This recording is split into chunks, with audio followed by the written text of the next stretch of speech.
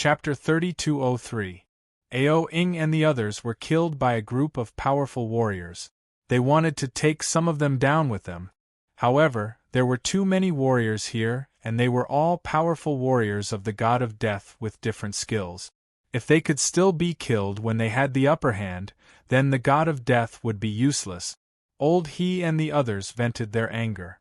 When Ao Ing and the others were about to die, Old He and the others made a move and executed them. The depression of being abused some time ago was vented out. Sacred Ancestor Yuan and the other two were taken down. Luli destroyed their Dharma realms and threw them into the distant heaven bead. Then, Luli sent a message to Lord He. He was relieved to know that all of the Lu family had gone into the primitive mystery region.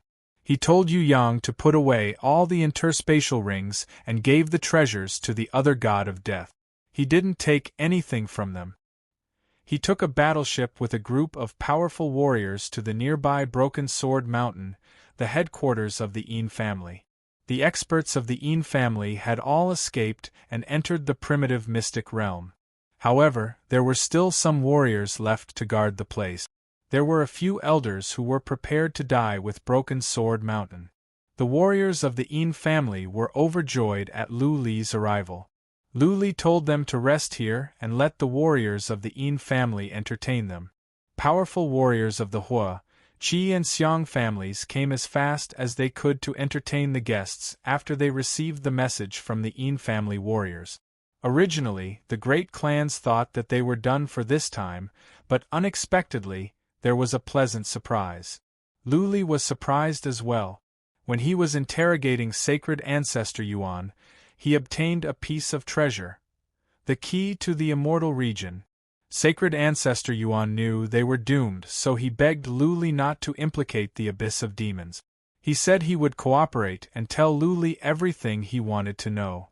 He also gave Lu Li a piece of treasure. The Abyss of Demons had only one Lord Asmodean. Without the sacred mountain, the Abyss of Demons could hardly rise again. Therefore, Lu Li was not interested in destroying the Abyss of Demons. Besides, what if Saint Emperor Xiaoyao and the others wanted to do it? Therefore, Lu Li agreed without hesitation. Sacred Ancestor Yuan told him everything and gave Lu Li the key to the immortal region. The key to the immortal domain was originally in that underground world, but Taoist Tianzue and Divine Emperor Xiaoyao couldn't do anything about it. When Sacred Ancestor Yuan came for the first time, he immediately went to the underground world and successfully obtained the Immortal Protectorate Key. The Immortal Domain Key had a divine rune inscribed on it. However, the divine rune had been inscribed by an ancestor of the Devil Abyss. Divine Ancestor Yuan had studied it for a long time and had managed to decipher it. Now it was Lu Li's turn. Lu Li had seen it in the Great Desolation Valley, but it was taken by the elves and the shadow race. Lu Li had also obtained one, but he didn't know how to use it, so he put it away for now. Sacred Ancestor Yuan and the other two were killed by Lu Li, giving them a quick death. After he came out, Lu Li found Lao He and asked about the specific situation. Old River said that the passageway to the primitive mystic realm had been destroyed. If they wanted to enter, they would have to break through the spatial barrier. But this time there were so many experts. If they worked together, they would be able to break through in half a year. Lu Li went to Yu Yang and promised him 1 billion stones for each expert that participated in the mission. He asked them to break through the spatial barrier. When Yu Yang said this, the group of Saint Emperors readily agreed. This mission was too easy. It was more like a vacation. They didn't have to contribute much. Yu Yang had already given them the purple divine liquid and the poisonous liquid, and he owed them a favor. Now there was 1 billion celestial stones to be earned. This was more worthwhile than the Grim Reaper's mission. The group of Saint Emperors divided into 2 shifts. 50 of them went to attack the spatial barrier first. After 3 months, the other 50 would move out. This way, no one was tired. It was like they were here for fun. The news of this battle spread across the third heaven. Many people cried tears of joy and ran around to tell others. Many people kowtowed to Lu Li's statue. Many people carved Lu Li's statue and placed it in their homes. This time, more than a dozen saint emperors came. Even immortal Tianzue died. The situation was much more dangerous than last time. Many powerful warriors were in despair. Some major families were ready to surrender. After all, Emperor Candle Heaven and the others had surrendered. Was dignity more important than life? Unexpectedly, the tables were turned. What was more, it was so fast. Lu Li had an absolute advantage. Sacred Ancestor Yuan had invited more than a dozen powerful warriors, but Lu Li had invited 100 saint emperors. What a powerful force! It was said that Lu Li was still at the emperor realm. But to be able to invite 100 saint emperors, just how capable was that? Lu Li didn't care about the situation in the third heaven. At the moment, he was sitting in the main hall of the Yin family of the Broken Sword Mountain. Saint Emperor Xiaoyao, who had recovered a bit, was sitting next to him. 5 saint emperors were kneeling in the hall. Emperor Candle Heaven, Emperor Yang, Empress Phoenix, Ancient Emperor, and Emperor Fu. These 8 great emperors were all famous great emperors. With so many third heaven emperors dying in battle, these few great emperors were given a very large piece of territory. They were all famous overlords of a region. Now, the 5 saint emperors were kneeling in the hall. Emperor Candle Heaven didn't want to, but he was stopped by Saint Emperor Xiaoyao. Emperor Candle Heaven and the other 4 were in Lu Li's yard. They were almost killed by Sun Yu and the others, but Emperor Xiaoyao stopped them at the last minute. Saint Emperor Xiaoyao wanted to save some trouble for the third heaven. But now, he knew that it was Lu Li who invited those powerful warriors. Therefore, Emperor Candle Heaven and the other 4 would let Lu Li deal with them. Emperor Candle Heaven was aggrieved and angry. Emperor Yang and Empress Phoenix had mixed feelings as well. Looking at Lu Li, who was sitting high up in the air, they didn't feel good. It had only been a few years. Back then, Lu Li was hunted down by their people. They hated him. Why didn't they kill Lu Li in person? Otherwise, they wouldn't have been humiliated today. Emperor Candle Heaven knew very well that he would not survive today. He had told on Lu Li and led Sacred Ancestor Yuan to the primitive mystery realm. He said coldly, "Lu Li, if you want to kill me, just do it. Don't waste time. Make it quick."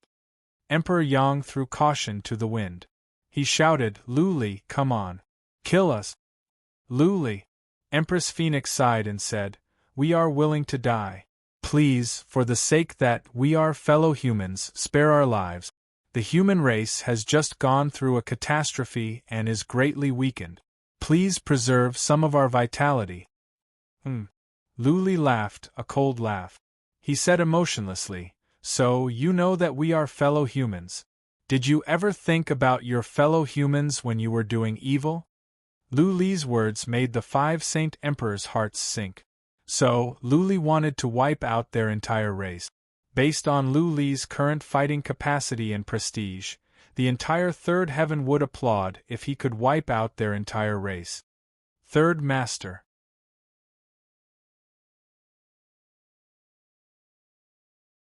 Chapter 3204. In the end, Lu Li did not wipe out the families. The third heaven had been through a catastrophe and was weakened. What was more, Lu Li was not afraid of revenge from the families. This time, he planned to take the Lu family with him because the middle realm was no longer safe. Burning Heaven and the others committed suicide. Lu Li had given them a way to die with dignity. Burning Heaven, Emperor Yang and Empress Phoenix had been on Lu Li's mind for a long time. Previously, it was not the right time. Now, he had no scruples. Not to mention that the 5 surrendered to the enemy and even led the enemy to find Lu Li's family. This was unforgivable. The clansmen of the 5 clans also entered the secret realm to hide, giving up their territories. Lu Li didn't want those territories anymore.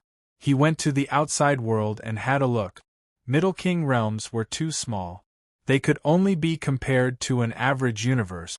Lu Li was ready to leave now that the immortal of Heaven Sin was dead. Saint Emperor Xiaoyao became the only king of the Middle Realm. Lu Li wanted Saint Emperor Xiaoyao to go with him, but Saint Emperor Xiaoyao chose to stay after he heard about the situation outside. Saint Emperor Xiaoyao was not young anymore. He was happy that he could reach the Saint Emperor realm. What about the Middle Realm? What if there were more invaders? Saint Emperor Xiaoyao didn't make much progress in his life. He just wanted to live out his days in the Middle Realm and protect this place for the rest of his life. Lu Li had many things to do after he returned to the third heaven, such as looking for Little White or going back to the second heaven to see if he could find the Asmodean. But Lu Li didn't have the time. Recently, he was building a tomb for the immortal of Heaven Sin and the tens of thousands of warriors that passed away in the last catastrophe. This was a big deal.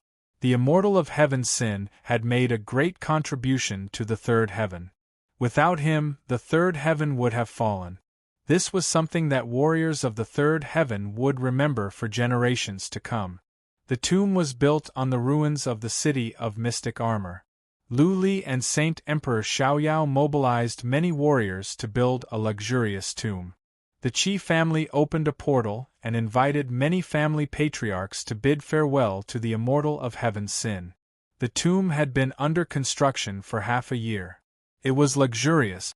Statues of the immortal of Heaven Sin, his deceased apprentices, and those that passed away in the catastrophe were erected in the plaza. Lu Li swore in front of the grave that he would wipe out the Red Dragon race and avenge the immortal of Tianzui.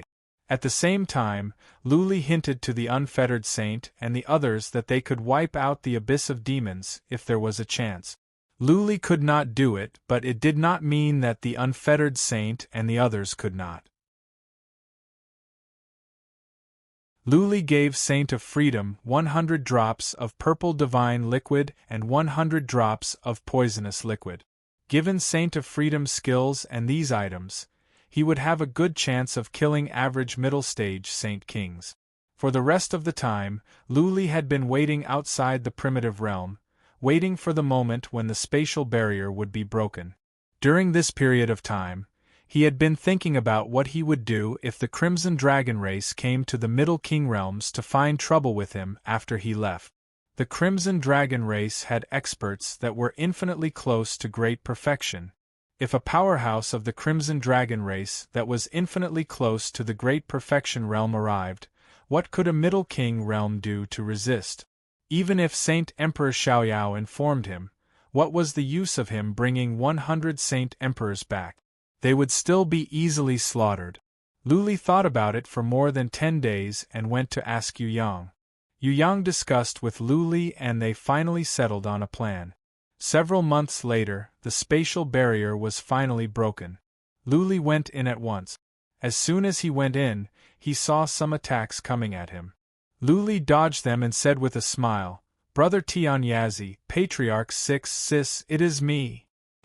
Many warriors were standing in midair. They were nervous and frightened. But when they heard the familiar voice and saw the familiar face, they were shocked and then overjoyed. "Darling! Li'er! Master!" Several shouts came from down below. Lu Li's eyes were watery as he looked over. Many ladies were in tears as well. They were overjoyed. Ever since they entered the primitive realm, they had never had a day of peace. They had been living in fear. The spatial passageway was destroyed, but there were so many powerful enemies. What if the spatial barrier was broken? The spatial barrier was broken. But it was Lu Li who came. How could they not be surprised? Lu Li left with all the warriors. The city of mystic armor was destroyed. They had to go to the Broken Sword Mountain. Thousands of warriors of the Lu family and tens of thousands of warriors of other families flew back to the Broken Sword Mountain in a formidable array. After 2 days, Lu Li invited the leaders of the major families over to discuss about going to the Chaotic Star region. He invited the Solar Feather family over and asked if the tens of thousands of warriors could be settled there. Tens of thousands of warriors were not a big deal, but millions were not. The Solar Feather family controlled several universes secretly. They could allocate a piece of land in one of the universes. Luli told them about the chaotic star region and the force of death he was in. Lu Renwang didn't have much to say. He would do whatever Luli said. The Lu family would follow him. Lu Ling didn't say anything. She was the family patriarch of the dragon rebel race, and she could represent the dragon rebel race. Patriarch 6, Qi Wangshan, Tian Yazi and the family patriarch of the Xiang family were hesitating. This was their homeland and the chaotic star region was chaotic. What was more, Luli was not an overlord there. He was living under someone else's roof. It might not be safe for him to go over and development would be a problem. After all, the chaotic star region would have a large piece of land and it would be an overlord. Luli told them frankly that the Red Dragon race might come for revenge. He would have plans but nobody could guarantee that. On the off chance that the Red Dragon race would send some powerful warriors over to assassinate Luli or invite powerful warriors from other races, the Central King universe might be wiped out. But the races related to Luli would definitely suffer from revenge. Even though Luli had sworn to destroy the Red Dragon race, he was not powerful enough yet.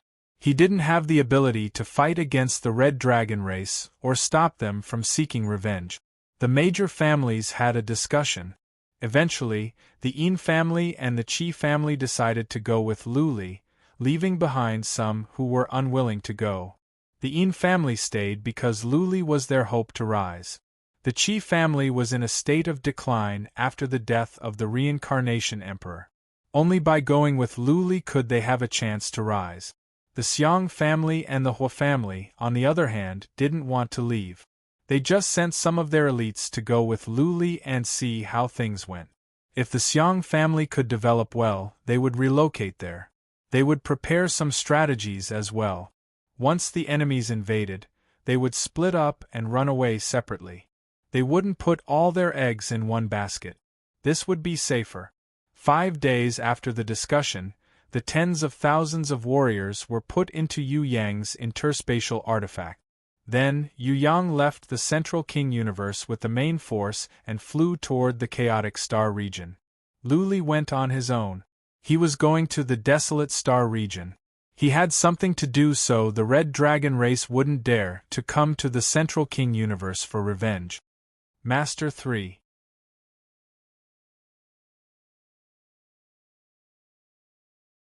Chapter 3205. Luli didn't want to go to the Tianhuang continent for the rest of his life. After all, he had offended the overlord there, the desolate race. But this time, he had to go. If he didn't go to a Middle King realm, he would be in big trouble. Luli discussed with Yu Yang. To stop the Red Dragon race from taking revenge on a Middle King realm, he had to go there himself. He had to find some trouble for the Red Dragon race so that they wouldn't come to the Middle King realm. Also, if there was a chance, he could beat the Red Dragon race into submission. That would solve the problem once and for all. Of course, it would be difficult for Luli alone. More importantly, he was surrounded by powerful enemies such as the Heaven Hound race, the Four-Armed race and the Desolate race. If the news of Luli's arrival was spread out, many races would come after him. Therefore, Luli's trip was dangerous. In the old days, Luli wouldn't have cared. But now, he had returned to his nature. He thought the Middle King realm was his homeland. The disaster of the Middle King realm was caused by him. He couldn't just ignore it. He rode the holy mountain and traveled fast. In half a month, he arrived at the infinite region of stars. He didn't rush to attack the Red Dragon race.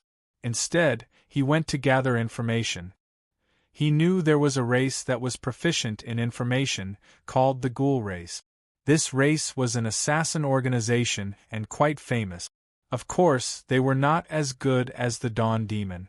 Luli went to a large universe and disguised himself as another race with skill of disguise.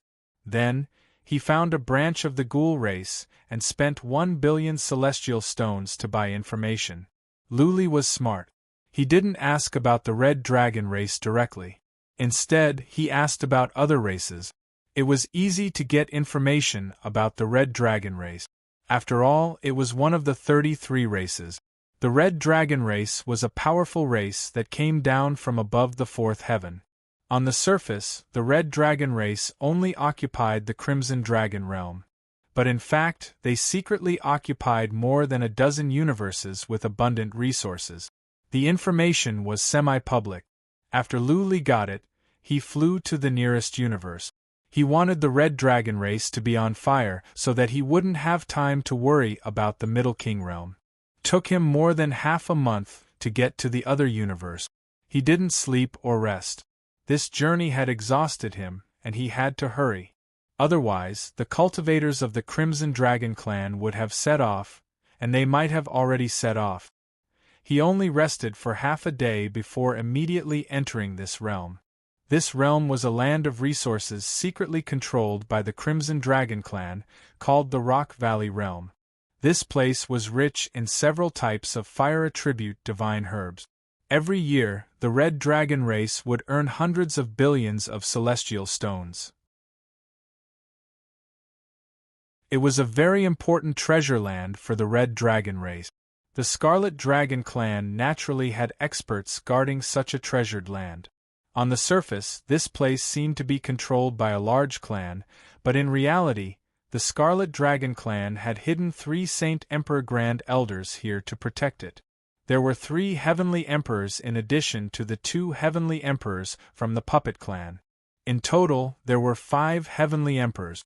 The strongest of the 5 Heavenly Emperors was a senior elder from the Scarlet Dragon clan. His strength was about the same as Yu Yang's. This was the conclusion Luli came to after several investigations.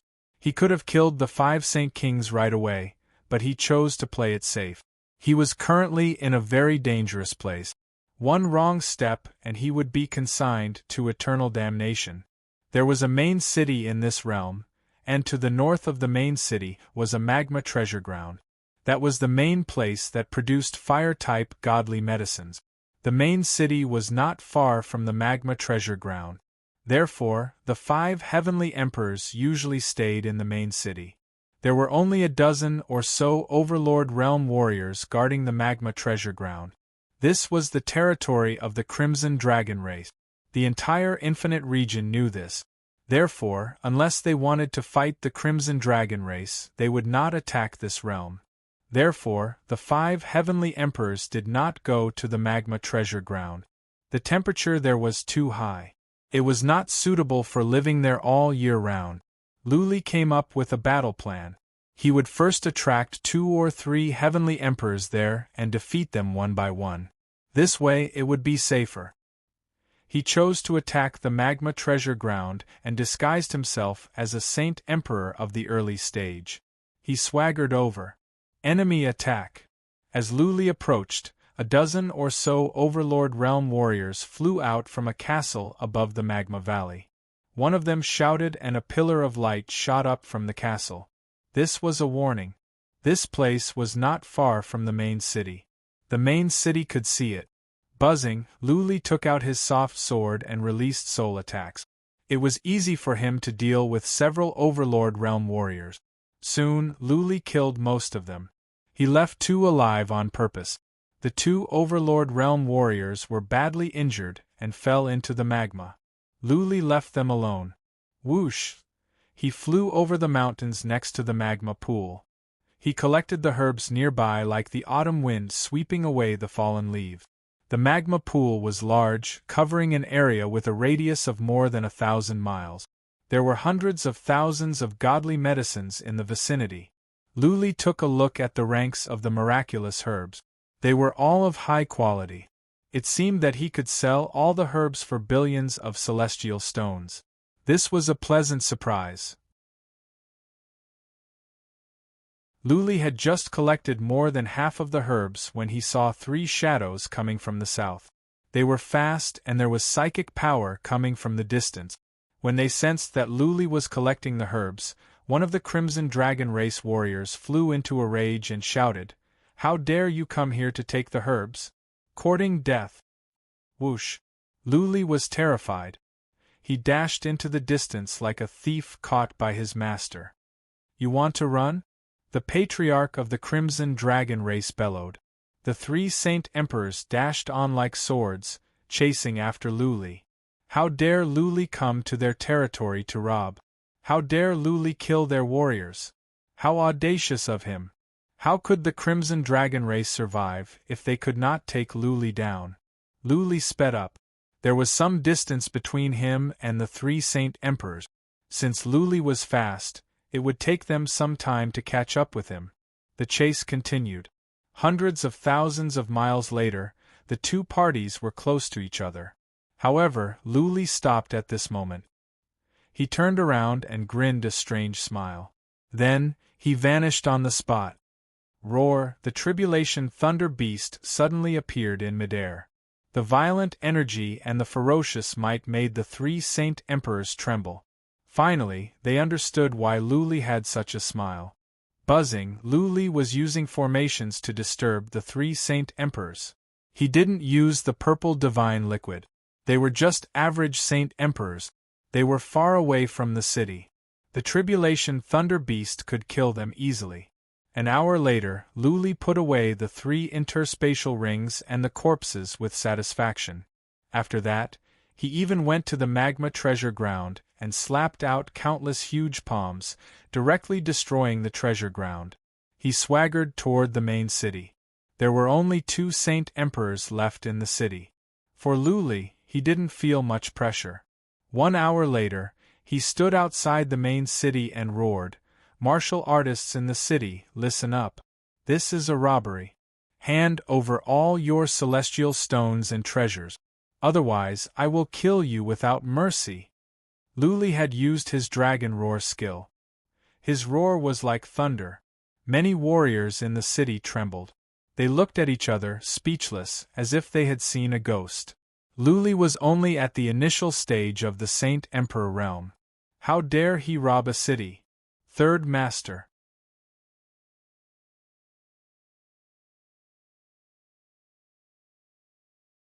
Chapter 3206. All the warriors in the city thought this was a joke. Only the two Saint Emperors were concerned. Not long ago, there was a problem at the magma treasure ground. 3 Saint Emperors went there, but after waiting for a while, the 3 Saint Emperors didn't come. Instead, an unfamiliar expert came and clamored so arrogantly outside the city? If this warrior was not an idiot, then he must be fearless. How could an idiot reach the Saint Emperor realm? That was obviously impossible. The 2 Saint Emperors flew up. One of them was a patriarch of the Red Dragon race. He looked at Luli and asked, "Who are you? Do you know which race this belongs to?" "The Red Dragon race." Luli said carelessly, "I am here to deal with the Red Dragon race. Did you ever think about this when you destroyed my race? Don't worry. Later, I will uproot the Red Dragon race." Ha ha ha ha. The patriarch of the Red Dragon race laughed and said with contempt, "You? How dare you say you are going to destroy our race? Are you crazy?" "Of course, I am not the only one," Luli said with pride. "Wait and see. Soon, you will know what kind of enemy we are facing." Charge! The patriarch of the Red Dragon race shouted and charged over with another Saint Emperor. A group of great Emperor Realm warriors followed them. Luli flew away at once. The group of powerful warriors chased after him. Luli didn't want to start a fight in the city for 2 reasons. For one, he didn't want to kill too many great Emperor Realm warriors. For another, he didn't want to expose his trump card. He would kill all the warriors that caught up with him. Luli was a distance away from the city. He was not slow. After he lured the 2 Saint Emperors away for more than 300,000 miles, he vanished into thin air without a trace. Where did he go? The 2 Saint Emperors stopped and looked around, alerted. The great Emperor Realm warriors were confused as well. There was no fluctuation in space. Luli didn't use any escape skills. He just felt like he vanished into thin air. Luli? The powerful warrior of the Red Dragon race suddenly remembered someone. That person had learned the skills of Xiao Mo and had stirred up a storm in the entire star region. Wasn't Lu Li's disappearance the same as Xiao Mo's stealth? Roar, a beast appeared and Lu Li began to cooperate with it. They were just 2 Saint Kings, average ones at that. Lu Li could kill them easily. None of the Overlord-ranked experts managed to escape. They were all killed. Go! Putting away the interspatial ring, Lu Li rushed out of this universe. He must go to the second universe of the Red Dragon race as soon as possible. Before the Crimson Dragon tribe could react, he wanted to destroy the cultivators from the second realm. He had just said that he wasn't alone, but a group of people, and that he was going to wipe out the second realm as quickly as possible to cover up his lie. He wanted to make the Crimson Dragon race believe that a group of powerhouses was attacking them. This way, the Crimson Dragon race would not be able to target the Middle King realms. After all, the foundation of the Crimson Dragon race had been shaken. How would they have the time to care about the Middle King realms? There were scouts from the Crimson Dragon clan here, and they sent the news back to Crimson Dragon City as quickly as possible. The headquarters of the Crimson Dragon race responded quickly as well. They mobilized more than a dozen Saint Kings, one of whom was even stronger than Aoing. The Crimson Dragon race didn't have many powerful warriors left. Apart from the 3 old ones, the rest of the powerful warriors had flown to the Middle King realms under Ao Ding's lead. Before the powerful warriors could send back any news, another piece of bad news came. Another universe controlled by the Crimson Dragon race, the Waters region, was under attack. The 2 Saint Kings guarding there, and the 2 Saint Kings of a race there were all killed. The elixirs there were taken away as well. More importantly, the farm there was destroyed as well. What was more, the land of lava was destroyed as well. The Crimson Dragon race could handle the fact that Saint Kings were killed and the elixirs were taken away. But the land was destroyed. That was unacceptable. The foundation of the Crimson Dragon race was hurt. Without elixirs, celestial stones, and resources, how could they train powerful warriors? How could they maintain the territory and industries of the Crimson Dragon race? The clan leader of the Crimson Dragon race was enraged. He ordered Ao Ding to lead a team back. What was the point of going to the Middle King realm now? The Middle King realm was a small universe with nothing and was outside of the infinite region. What was the point of taking that universe down? What was the point of killing Lu Li? The Crimson Dragon race had made many enemies over the years. Once something happened to the Crimson Dragon race, those races would pounce on them like wild beasts. If the Crimson Dragon race was wiped out, they would have a chance to become one of the 33 major races. The Crimson Dragon race went into a state of emergency. They lost 15 Saint Kings at the Middle King realm. This time, they lost several Saint Kings. The Crimson Dragon race could not afford to lose more. If more Saint Kings died, the Crimson Dragon race would be in danger. The tribe leader of the Crimson Dragon race gave an order for all the Saint Kings to retreat. The Saint Kings guarding the other universes were to come back. They could not be separated anymore. They could not give the enemy any more chances. Also, they had to find out who the enemy was. How powerful was the enemy? How many powerful warriors did they have? The tribe leader of the Crimson Dragon race also asked for help from the Heavenly Dog race. He paid a huge price to get the help of the Heavenly Dog race's powerful warriors. Even so, 5 days later, another resource land controlled by the Crimson Dragon race was taken down. Fortunately, the Saint Kings there had retreated. Only many Emperor-level warriors and troops had died. Similarly, the treasured land on the other side was also destroyed. When this news spread, it caused a huge commotion. Many of the major races were enraged. When the Desolate race received the news, they sent out a message. War and revenge were allowed. But the destruction of resource lands was not allowed. If they dared to continue committing such a heinous crime, the Desolate race would intervene. Resource lands were a gift from the heavens. They were very difficult to form. It was these resource lands that nurtured countless treasures and could constantly nurture powerful warriors. Revenge and territory were allowed. But the unspoken rule was not to destroy those resource lands. Otherwise, after so many years and countless battles, those treasured lands would have long been destroyed, and everyone would have been finished. What happened to the Crimson Dragon race attracted the attention of many of the major races. After all, the Crimson Dragon race was one of the 33 major races. They were happy to watch the drama unfold. Many races that had a feud with the Crimson Dragon race were even more excited. They sent out countless scouts to investigate the situation. If the Crimson Dragon race was in danger, they would definitely intervene. Infinite Region had been a lot more peaceful during this period of time. But because of this matter, Infinite Region became lively again. Countless warriors were guessing which race had the courage to go against the Crimson Dragon race. The Crimson Dragon race had invited help. Who would win in the end? What would be the outcome? The warriors of Infinite Region were looking forward to it. Third Sect Leader.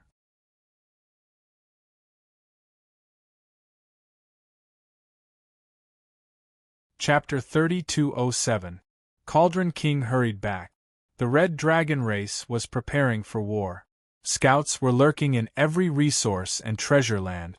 Powerful warriors of the Red Dragon race would be teleported over as soon as an enemy attacked. The Heaven Hound race was searching for Luli as well. The entire desolate universe was paying attention to the Red Dragon race. However, the mysterious powerful warrior that attacked the Red Dragon race suddenly disappeared and never showed up again. It had been a month, but the mysterious warrior never showed up again. It was as if he had left the desolate universe. Of course, Luli didn't leave. He was hiding in the Heaven Balance region. He was still living in the main city of the Heaven Balance region. Every day, he would sit in a tavern and discuss with a group of warriors about the mysterious warrior that attacked the Red Dragon race. Luli was not stupid. If he dared to attack again, he would be walking into a trap. He was trying to distract the Red Dragon race so that they wouldn't go to the Middle King realms. Now that he had achieved his goal, he didn't have to be in a hurry. Cauldron King had led a team back. The news had spread and Luli had been informed. Luli had been thinking about how to beat the Red Dragon race into submission. This way, he could solve the problem once and for all. Now that Sacred Ancestor Yuan was dead, the other races wouldn't try to find the Middle King realms. They might not even have the chance to know about the Middle King realms. Luli had gathered some information, such as the enemies of the Red Dragon race, and some races that were destroyed by the Red Dragon race in the past.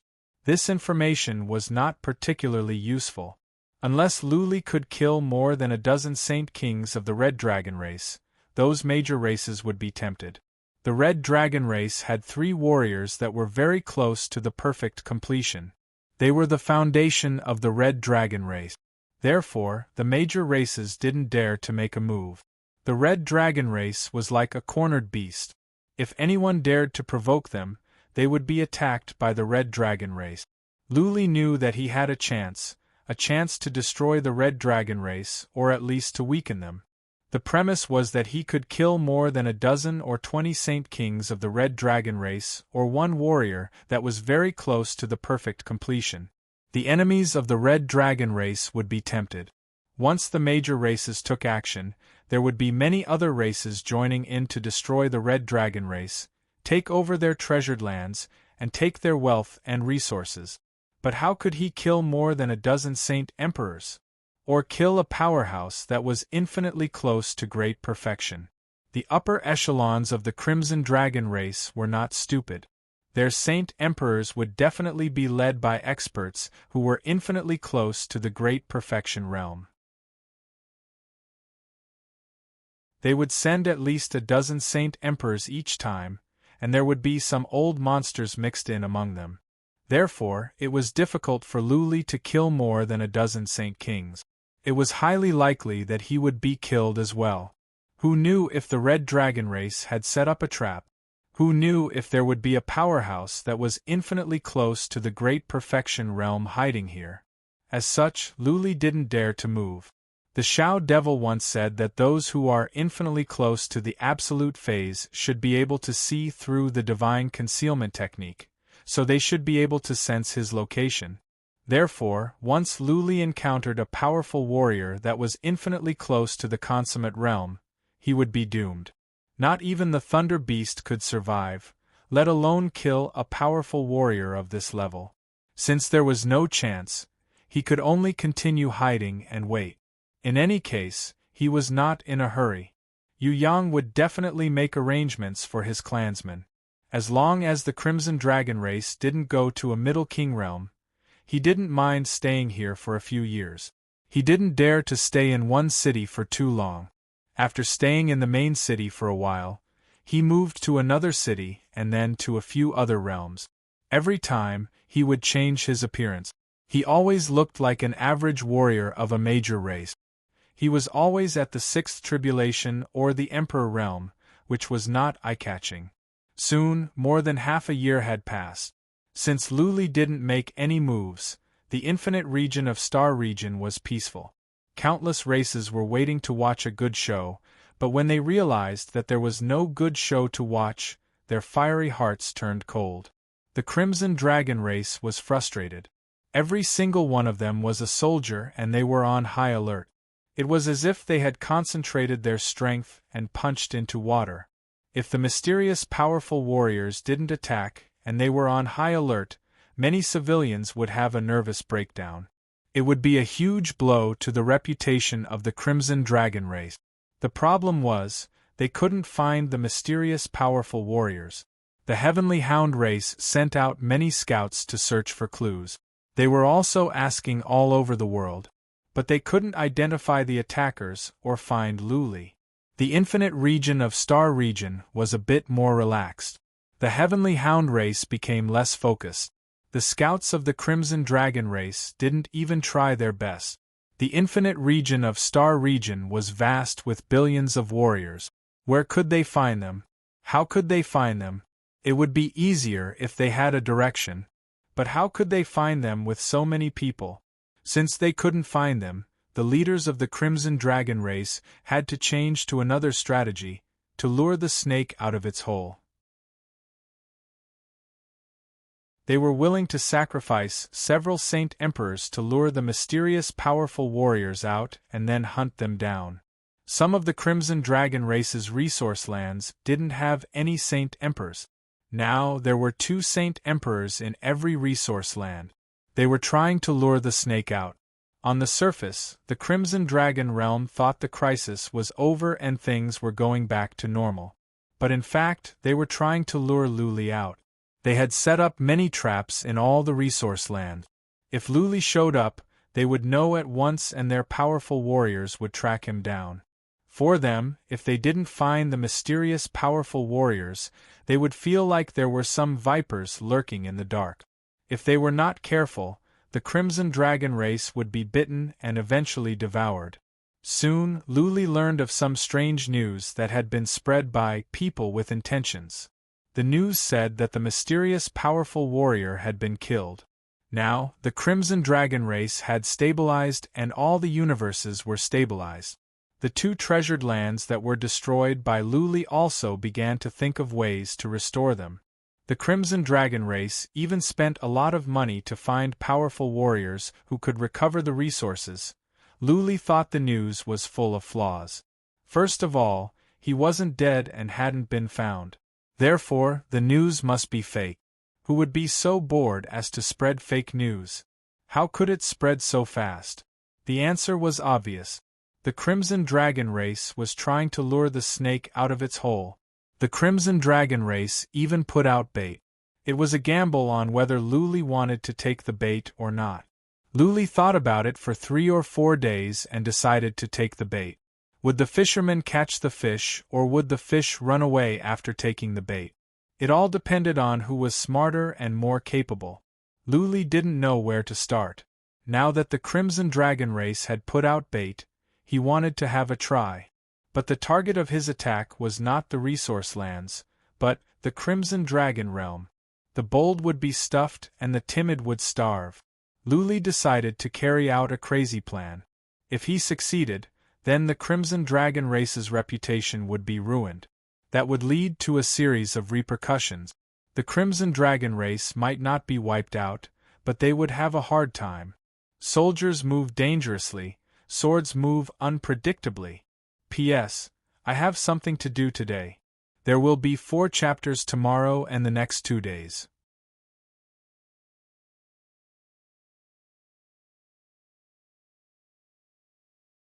Chapter 3208.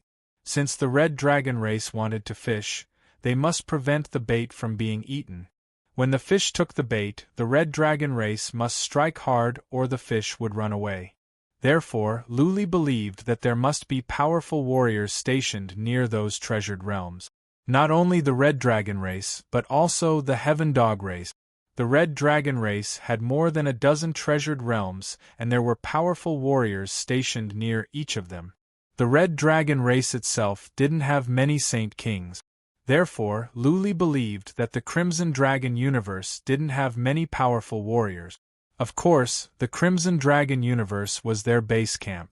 There must be some powerful warriors guarding there. Luli needed to make some preparations. After some information, he went to a large universe and found a branch of a force. This force was famous in the desolate region, one of the top 3 in the underground world. The Fiend race. That was the name of this force. It was not a race, but a mixed force. This was an organization of assassins, similar to the Grim Reaper. It was not a large organization, but it had done many great things. It was bold and had accomplished many great deeds over the years. Tens of thousands of years ago, this organization assassinated a warrior who was very close to the consummate realm and became famous overnight.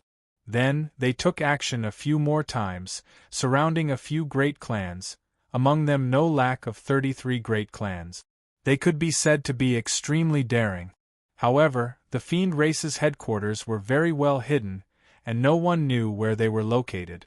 They only had branches in the main cities of some interfaces, and these branches didn't have any martial artists, only 1 or 2 old men. Killing them would be useless. Luli swaggered in. His appearance was strange. He was of the Red Dragon race, a Saint King realm Red Dragon. He walked in and found that it was very dark inside. There was only an old man sitting inside, and he was only at the Lord realm. "Sir, do you have business to take care of us?" The old man spoke, but his tone was very stiff and not polite at all. Luli didn't mind the details. He said coldly, "Let's talk somewhere else. I have a big deal to do." "Okay." The old man walked into the inner hall and Luli followed him. The old man pointed to a small hall and said, "Commander Lu is in there. You can talk to him." The small hall was dim. In the corner sat an old man who made no sound. Luli didn't say anything after he went in. He just opened his blurry eyes and looked at Luli. "I've got a big job for you. Do you dare to take it?" Luli cut to the chase. The old man opened his mouth and said in a hoarse voice, "As long as there are celestial stones, as long as we can do it, we, the Fiend race, will do anything." "Nice." Luli threw over a map and said, "I need you to attack these 5 universes at the time I set." He didn't need to kill too many martial artists, he just needed to cause chaos. "As long as you can hold on for 2 hours, you can leave. Name your price." The old man didn't say anything. He took over the map and looked at it. Surprised, he looked up at Luli and asked, "You are not from the Red Dragon race, are you?" Luli said coldly, "Don't you fiends know the rules? Don't ask what you shouldn't. Just tell me if you're going to take the job or not." "Sorry, I spoke too much." The old man stood up, bowed and said, "I need to report this to the headquarters. Please come back in 3 days." "Okay." Luli left without hesitation. He went back to the tavern and went into hiding. Then, he assumed another identity and lived in a tavern nearby. At the same time, he kept a close eye on the situation in the city in case the Fiend race betrayed him. Fortunately, the Fiend race had a good reputation. Nothing happened in the city and no strange powerful warriors came. 3 days later, Luli checked around the Fiend Race's branch. Making sure that everything was fine, he disguised himself as a red dragon and went in. He was taken to the inner hall where he was received by Leader Lu. Luli went in to have a look and asked, "What did the headquarters say?" "We can take it." Leader Lu nodded and said, "But the price is high. Also, the Red Dragon race has made many arrangements in those universes. It will be difficult for us to hold on for 2 hours. 1 hour at most. Also, you must pay in full before we take action." 1 hour? Luli raised his eyebrows. He thought about it and said, 1 hour is fine. What can you achieve? The headquarters of the Fiend race seemed to have sent the message. Leader Lu said, "We can attack those universes with resources and some cities. Anyways, we will cause a lot of trouble." "Okay." Luli nodded and said, "Make the offer." Leader Lu said, 100 billion celestial stones, no bargaining. 1 lump sum. Luli touched his nose. He knew the Fiend race would ask for an exorbitant price, but not to this extent. They were not supposed to assassinate the Saint Emperor of the Red Dragon race. How could they ask for 100 billion celestial stones? There's no haggling, and it's going to be paid in full?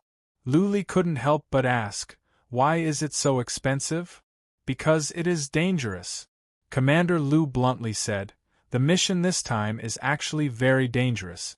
You should be well aware that the assassins we sent this time won't be able to come back. You must know how many warriors will have to die to achieve what you have done. You must know that 100 billion celestial stones is not a lot." Luli said nothing. He had 100 billion celestial stones.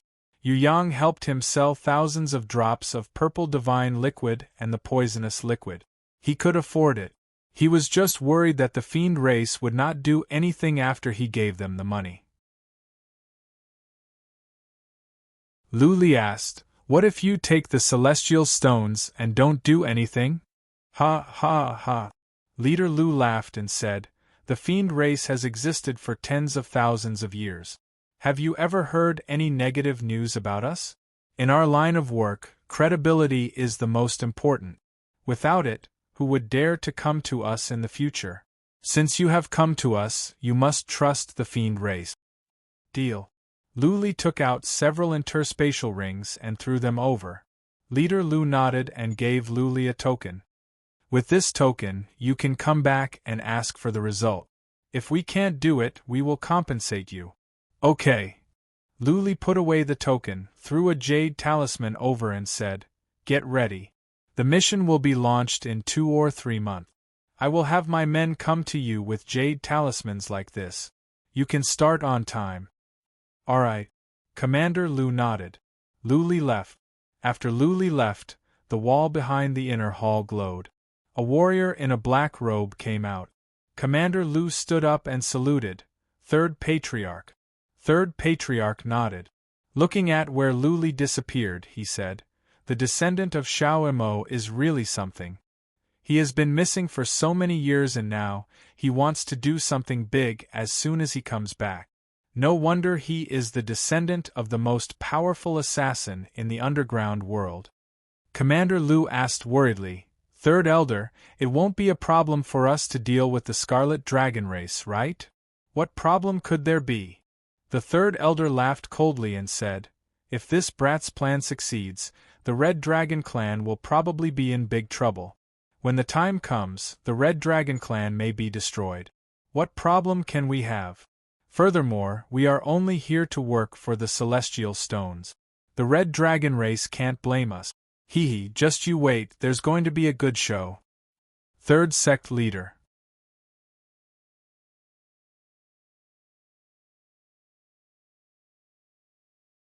Chapter 3209. The Red Dragon race put down the bait, but the mysterious warriors didn't show up after a month or 2. The powerful warriors of the Red Dragon race began to wonder if the mysterious warriors had left the infinite region. 2.5 months later, the Red Dragon star area suddenly found something wrong. Some suspicious people suddenly appeared near the 5 major universes. Although they were not powerful, they clearly had ulterior motives. The leaders of the Red Dragon race were excited. They ordered not to alert the enemies and to monitor them in secret. They also began to mobilize their forces, ready to destroy all the enemies. At the same time, the Red Dragon race sent a message to the Tiango race to prepare to close the net. This time, they would not only kill the enemies, but also find out who was behind them and destroy them. 2 of the 3 old guys of the Red Dragon race were sent out. The race leader stayed in the Crimson Dragon realm to coordinate the situation. 2 powerful warriors who were infinitely close to the Absolute realm and dozens of Saint Emperors, plus dozens of Saint Emperors from the Tiango race, were enough to deal with any situation. After another 5 days, the powerful warriors of the Fiend race were all sent out. They didn't send any Saint Emperors, because this mission was very dangerous. Sending Saint Emperors and Saint Emperors was the same. This time, they didn't need powerful warriors, but powerful warriors with escape skills and all kinds of strange skills. Lu Li only needed to create chaos. He didn't need to kill many powerful warriors of the Red Dragon race, so Saint Emperors were enough.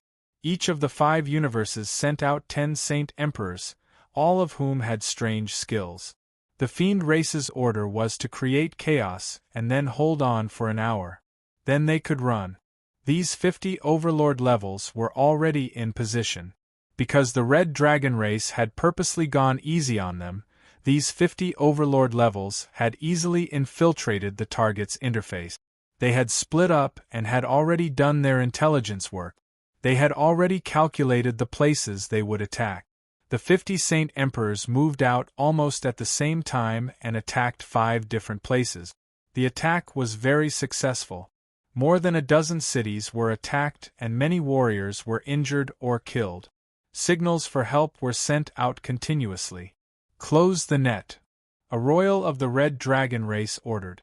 The powerful warriors hiding in the 5 universes immediately moved out, not only to kill or capture the assassins, but also to find the culprit. Now that so many powerful experts had joined the fray, the fate of the Fiend assassins had been sealed. Even if they managed to escape, the Crimson Dragons would have let them go on purpose so that they could track down the culprit. There were so many Saint Emperors. If they let these Emperor-level beings escape, then the Crimson Dragon tribe and the Tiango tribe wouldn't be able to survive. Lu Li did not know what was going on here, nor did he care. He had sneaked into the Crimson Dragon realm and was waiting near Crimson Dragon City.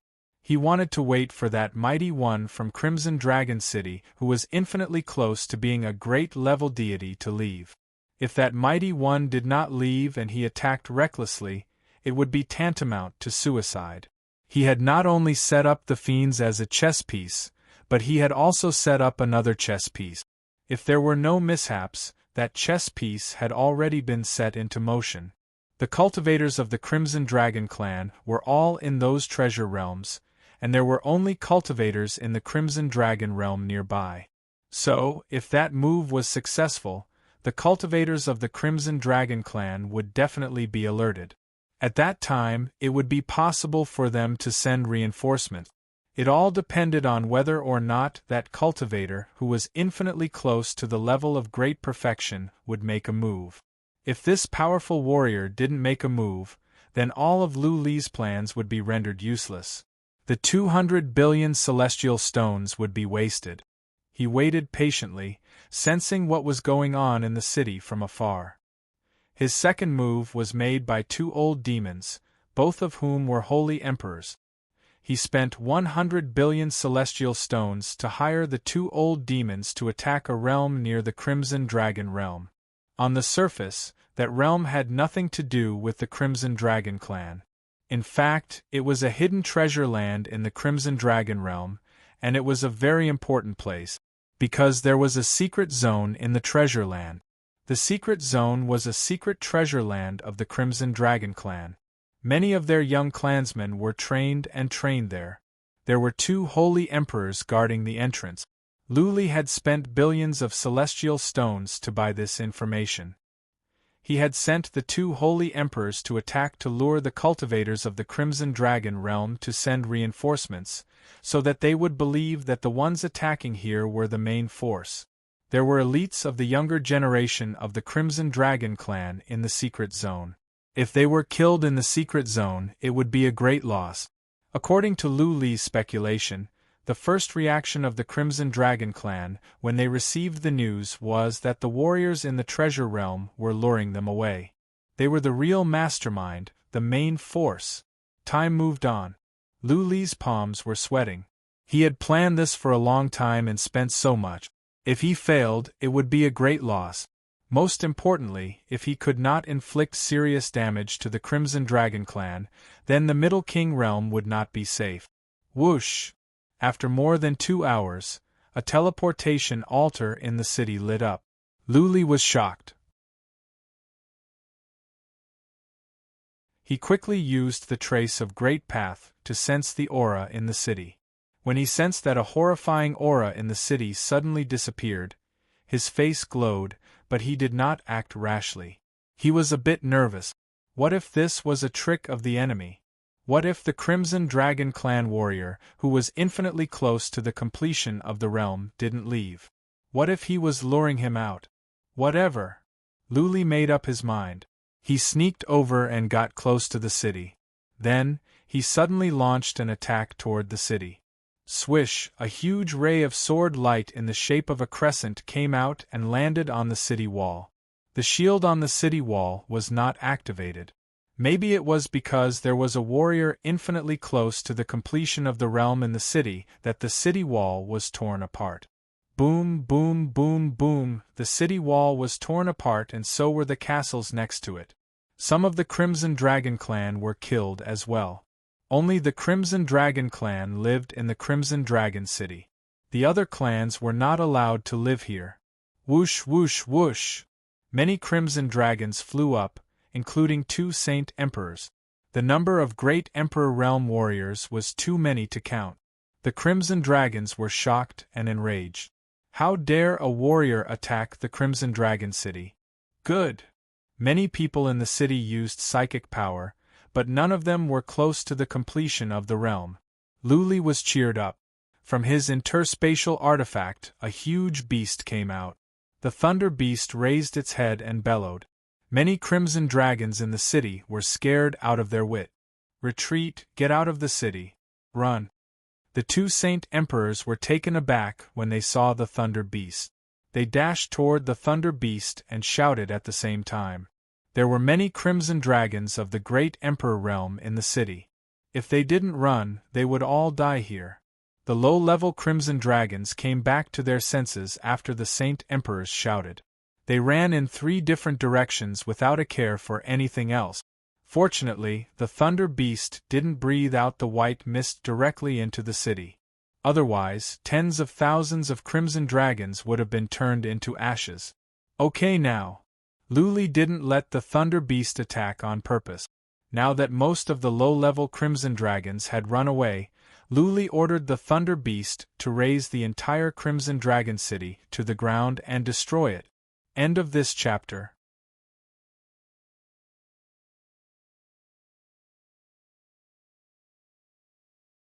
Chapter 32:10. The Red Dragon race had 2 sacred grounds, the Crimson Dragon City and the Crimson Dragon Mountain. They were the 2 most important places for the Red Dragon race. If the 2 places were destroyed, then the Red Dragon race's reputation would be tarnished and they would suffer. The place Lu was going to destroy was the Crimson Dragon City. Lu was lucky. The city's shield was not activated because the family patriarch of the Red Dragon race was here. Therefore, the city was defenseless. 2 Saint Emperors, average ones at that. There were hundreds of them, but they were no match for Lu and the Tribulation Thunder Beast. After Lu and the Tribulation Thunder Beast killed the 2 Saint Emperors, the rest was easy. The Tribulation Thunder Beast went on a rampage in the city, destroying the huge Crimson Dragon City. The city covered an area with a radius of more than 3,000 miles. It was one of the largest cities in the barren universe. Now, it was in ruins and Luli had blasted a hole in the city center. If the teleportation altar in the city was destroyed, then the powerful warrior who was infinitely close to the consummate realm would not be able to come back anytime soon even if he wanted to. Luli thought about it and decided to go to the Red Dragon Mountain in the north to see if he could destroy it as well. There shouldn't be any powerful warriors at the Red Dragon Mountain. That was the ancestral land of the Red Dragon race, the place where the ancestors of the Red Dragon race were buried. If that place was destroyed, then the dignity and reputation of the Red Dragon race would be ruined. Luli flew toward the Red Dragon Mountain quickly. It was not far away. It only took him the time for 2 incense sticks to burn to get there. However, by the time Luli arrived, he noticed that the huge mountain in front of him was glowing in white light. The entire mountain was covered in white light. Clearly, the Red Dragon race had received the news and activated the shield in advance. "Blood Fairy!" Luli shouted. Blood Fairy flew into the ground. Luli let out the Tribulation Thunder Beast and it breathed out white mist at the mountain. Buzzing, as Luli had imagined, the mountain protection formation on the mountain didn't collapse when it was hit by the white mist. Instead, the formation glowed and trembled a bit, but it didn't collapse. Swish, swish, the Thunder Ting beast continued to attack. Unfortunately, after a few attacks, the mountain's defense array showed no signs of breaking. This array was ridiculously powerful. It was likely that the ancestors of the Crimson Dragon race had spent countless years setting it up to prevent their resting place from being destroyed or disturbed. Hiss! Luli released his attack of origin energy. Rays of sword light whooshed out and smashed the mountains nearby. It would take some time to wait for Blood Fairy. Since he had nothing better to do, he decided to blast a hole nearby. Bastard! There was an army of Crimson Dragon race in the Crimson Dragon Mountain. There were not many of them, only 1,000 of them, and 1 Saint Emperor. The Red Dragons were enraged. Under normal circumstances they would have rushed out, but Luli had disturbed the slumber of their ancestors by bombarding them. As descendants of the Red Dragons, this was a disgrace. That being said, they didn't dare to go out or even make any noise. The Thunder Ting beast was too strong. It was suffocating them. If they dared to go out, not only would they fail to kill Luli, but the Crimson Dragon Mountain would also be destroyed. Luli's fundamental principle was not strong, but his attacks of origin energy were impressive. Soon, the land around the Crimson Dragon Mountain was hollowed out. This place became a bottomland. The Crimson Dragon Mountain stood alone in the bottomland. It was an ugly sight. Luli swung around randomly. Ravines were everywhere. An area with a radius of thousands of miles was smashed up. The once flat land with beautiful scenery had turned into a ruin. After the time it takes for 3 incense sticks to burn, Blood Fairy transmitted her voice. "Master, these divine inscriptions are very difficult to break. I will need at least half a month. There are a total of 11 divine inscriptions here, and they are all connected to each other. If we want to attack this mountain, we must break all the divine inscriptions." Half a month? Luli was disappointed. He couldn't wait for half a month. All the powerful warriors of the Red Dragon race would be back. He thought about it and put away the Thunder Ting beast. He flew up and hacked down with his saber. At the same time, he took out a stamp stone to record this. He did not hack randomly with his saber. Instead, he carved out some words. Looking down from the sky, one could see clearly, "Red Dragon race is useless." The words were lined up along the way. Together with the lonely Scarlet Dragon Mountain and the group of Scarlet Dragon clansmen who were filled with anger and grievance, it looked exceptionally miserable. Luli flew away quickly and returned to the Crimson Dragon City. Again, he hacked with his saber and carved out more and more words. This time, he wrote, "Destroy the Red Dragon race." Luli dared not to linger any longer.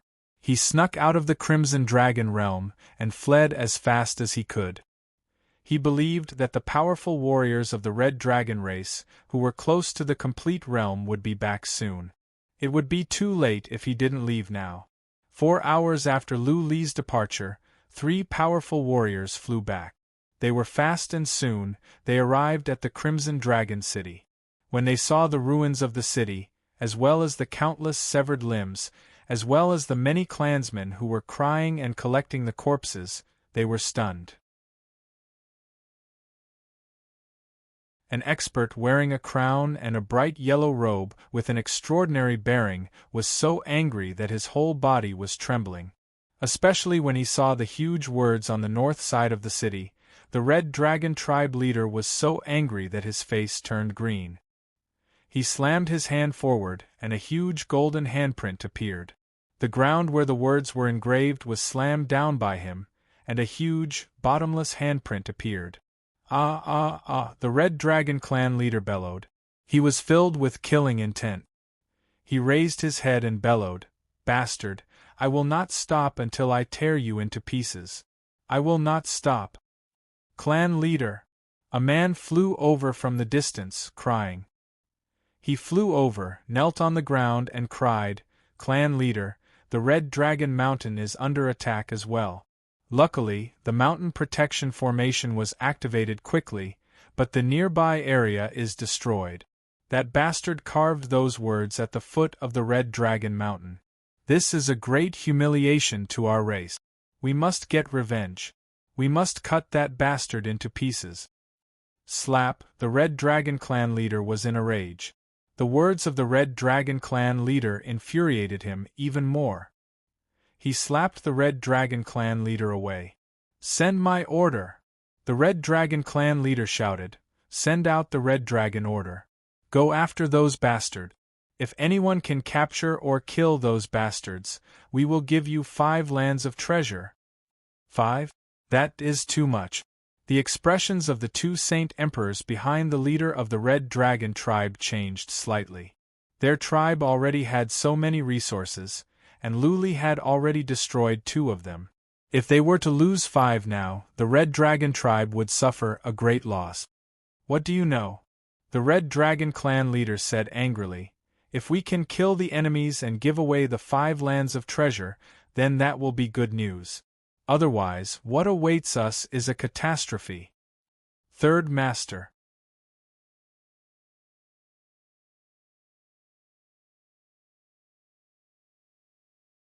Chapter 32:11. The leader of the Red Dragon tribe was enraged, but he did not lose his mind. He knew very well how bad the situation was for the Red Dragon tribe. What was the most important thing for a tribe? Powerful warriors, of course. Only the strongest could intimidate the crowd, and only then could the enemies not dare to act rashly. The second most important thing was reputation. Reputation was built through many battles. Reputation was also used to intimidate others, making enemies think that you were strong and that they could not be enemies with you was beneficial to the tribe's safety. In this world, there would always be more people who added icing on the cake than those who provided timely help. Similarly, there would be more people who took advantage of the situation. Once those wolves realized that they weren't as strong as they had imagined, but that they had taken over a large number of resources and treasured lands, they would pounce on them like rabid dogs. As long as there was a fuse, it would be enough to doom the Crimson Dragon tribe. The Red Dragon tribe was already in danger this time. They had lost too many Saint Kings and many enemies were eyeing them, ready to pounce on them at any time. What Lu Li had done had tarnished the reputation of the Red Dragon tribe. Maybe this was the fuse that would explode the entire Red Dragon tribe. That was why the leader of the Red Dragon tribe sent out the Red Dragon token and gave out 5 resource spots. This was equivalent to letting the wolves eyeing them fight for the 5 resource spots. Sacrifice the rook to save the king. If the resource spots were gone, they could come back and fight for them. If the other races were to join forces against the Red Dragon tribe, then the Red Dragon tribe would be doomed and the resources would be divided. On the other hand, the leader of the Red Dragon tribe could divert the attention of the other races to Lu Li. They could find Lu Li and kill him. In this way, the other races would not pay attention to the Red Dragon tribe for the time being. As soon as the Red Dragon token was sent out, the news spread across the entire Infinite region. After all, the Red Dragon tribe was giving up 5 resource spots just to hunt down the villains who attacked the Red Dragon tribe. At the same time, the battle at the Red Dragon tribe was also spread by the scouts of the other races. All the cultivators who attacked the resource zones were killed, but 2 Saint Kings managed to escape. As for the situation inside the Crimson Dragon realm, it was not spread. That was where the Red Dragon tribe lived. Outsiders could not go in, nor could scouts. Therefore, they did not know what was going on inside. The king of the Crimson Dragon clan sealed off the Crimson Dragon realm at once. The various races of Infinite Region could not understand. On the surface, most of the enemies who attacked the Red Dragon tribe had been killed. The Crimson Dragon tribe did not lose much, so why did the Crimson Dragon King send out the Crimson Dragon token? Furthermore, he was so generous as to give away 5 resource-rich lands? This mystery was solved after 15 days. Seal stones suddenly began to circulate in all the major realms. This seal stone was entrusted to the ghost race by a mysterious martial artist to spread the news. The ghost race had branches in every major realm, so the news spread very quickly. The seal stone recorded 2 scenes with a voice at the end. The first scene showed the Crimson Dragon Mountain, and the second scene showed the Crimson Dragon City. In the end, the old voice left behind a few words. Half a year later, they would launch an all-out attack on the Red Dragon clan and annihilate them. They were not warriors from the Infinite Region and did not want the Red Dragon tribe's territory. 3 months later, the participants would split all the wealth and territory of the Red Dragon tribe. Tens of thousands of the seal stones were carved. Luli spent billions of celestial stones and asked the ghost race to send the seal stones to all the major realms. Almost the entire Infinite Region had the seal stones. When the news spread out, the entire Infinite Region was in an uproar. Many old demons and major races were ready to help the Red Dragon tribe find Luli, kill him, and then split the 5 resource-rich lands. After the seal stone appeared, all of them stopped moving, and the situation became complicated and confusing. Splitting up the 5 resource-rich lands paled in comparison to splitting up the wealth and territory of the Crimson Dragon race. How did Luli destroy the Crimson Dragon city? No one knew, but at least one thing was clear. The enemy of the Red Dragon tribe was powerful. The Red Dragon leader sent out the Red Dragon token, which meant that the Red Dragon tribe could not do anything to that mysterious powerful warrior. In other words, that mysterious powerful warrior might be very powerful. He might not be able to defeat the Red Dragon tribe, but he was at least a powerful warrior that was infinitely close to the complete realm. He must also have incredible skills, otherwise the Heavenly Dog race would have found him a long time ago. More importantly, what Luli said at the end of the seal stone was a call for all the old demons of the major races to participate in this feast to split the wealth and territory of the Red Dragon tribe. How much was the wealth and territory of the Red Dragon tribe worth? It was impossible to estimate. There was another thing. With the Red Dragon tribe gone, one of the 33 races would be vacant. This would make many major races excited. The 33 races were the ruling class of the Infinite Region. Only by becoming one of the 33 races could they truly rise. Many years ago, the Wild race had set a rule that there could only be 33 races. If there was one less, there would be another. There would be no more, no less. The entire Infinite Region was boiling. It was as if they were about to witness something that would be recorded in history. In just half a month, thousands of scouts from the Crimson Dragon realm had snuck in to investigate. Even though many of them were killed by the Red Dragon tribe, there were still many top scouts who brought back the news. The Crimson Dragon city had been destroyed. The seal stone was real. The Red Dragon tribe panicked. The Red Dragon tribe leader had all the elders back. All the people in the resource lands were called back. They sealed off Crimson Dragon Planet. All the entrances and exits were sealed. There was no way out. In half a month, so many scouts from other races had risked their lives to come in. This was a signal. Many major races had decided to attack the Red Dragon tribe. Perhaps in half a year, dozens of major races would attack them together. The Red Dragon tribe leader and a group of elders discussed and finally decided to seek help from the other 33 major races, especially from the wild race. As long as the wild race spoke, all the other major races would stop. Since Luli said that they were not from the infinite region, it meant that there was an invasion. In name, the wild race could intervene. The Red Dragon tribe sent a powerful warrior who was infinitely close to the Great Perfection realm to the wild race with favorable conditions. But the reply was rejection. The wild race said that this was a personal grudge between the Red Dragon tribe and not an invasion.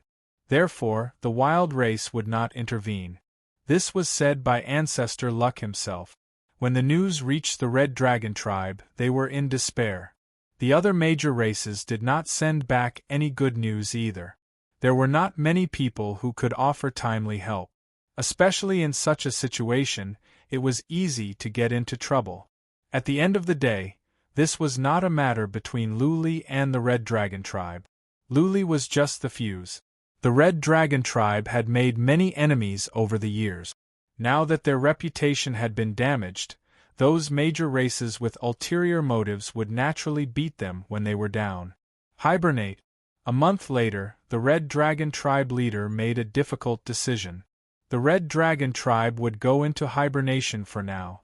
They would give up all their territories and leave. They would preserve their strength and slowly rise. This was the path that many major races would choose when they were in trouble. They would retreat temporarily and find a suitable opportunity to come back. If they fought back, the tribe would be destroyed and their territory would be lost. P.S. 4 chapters. 4 chapters tomorrow. Third Sect Leader.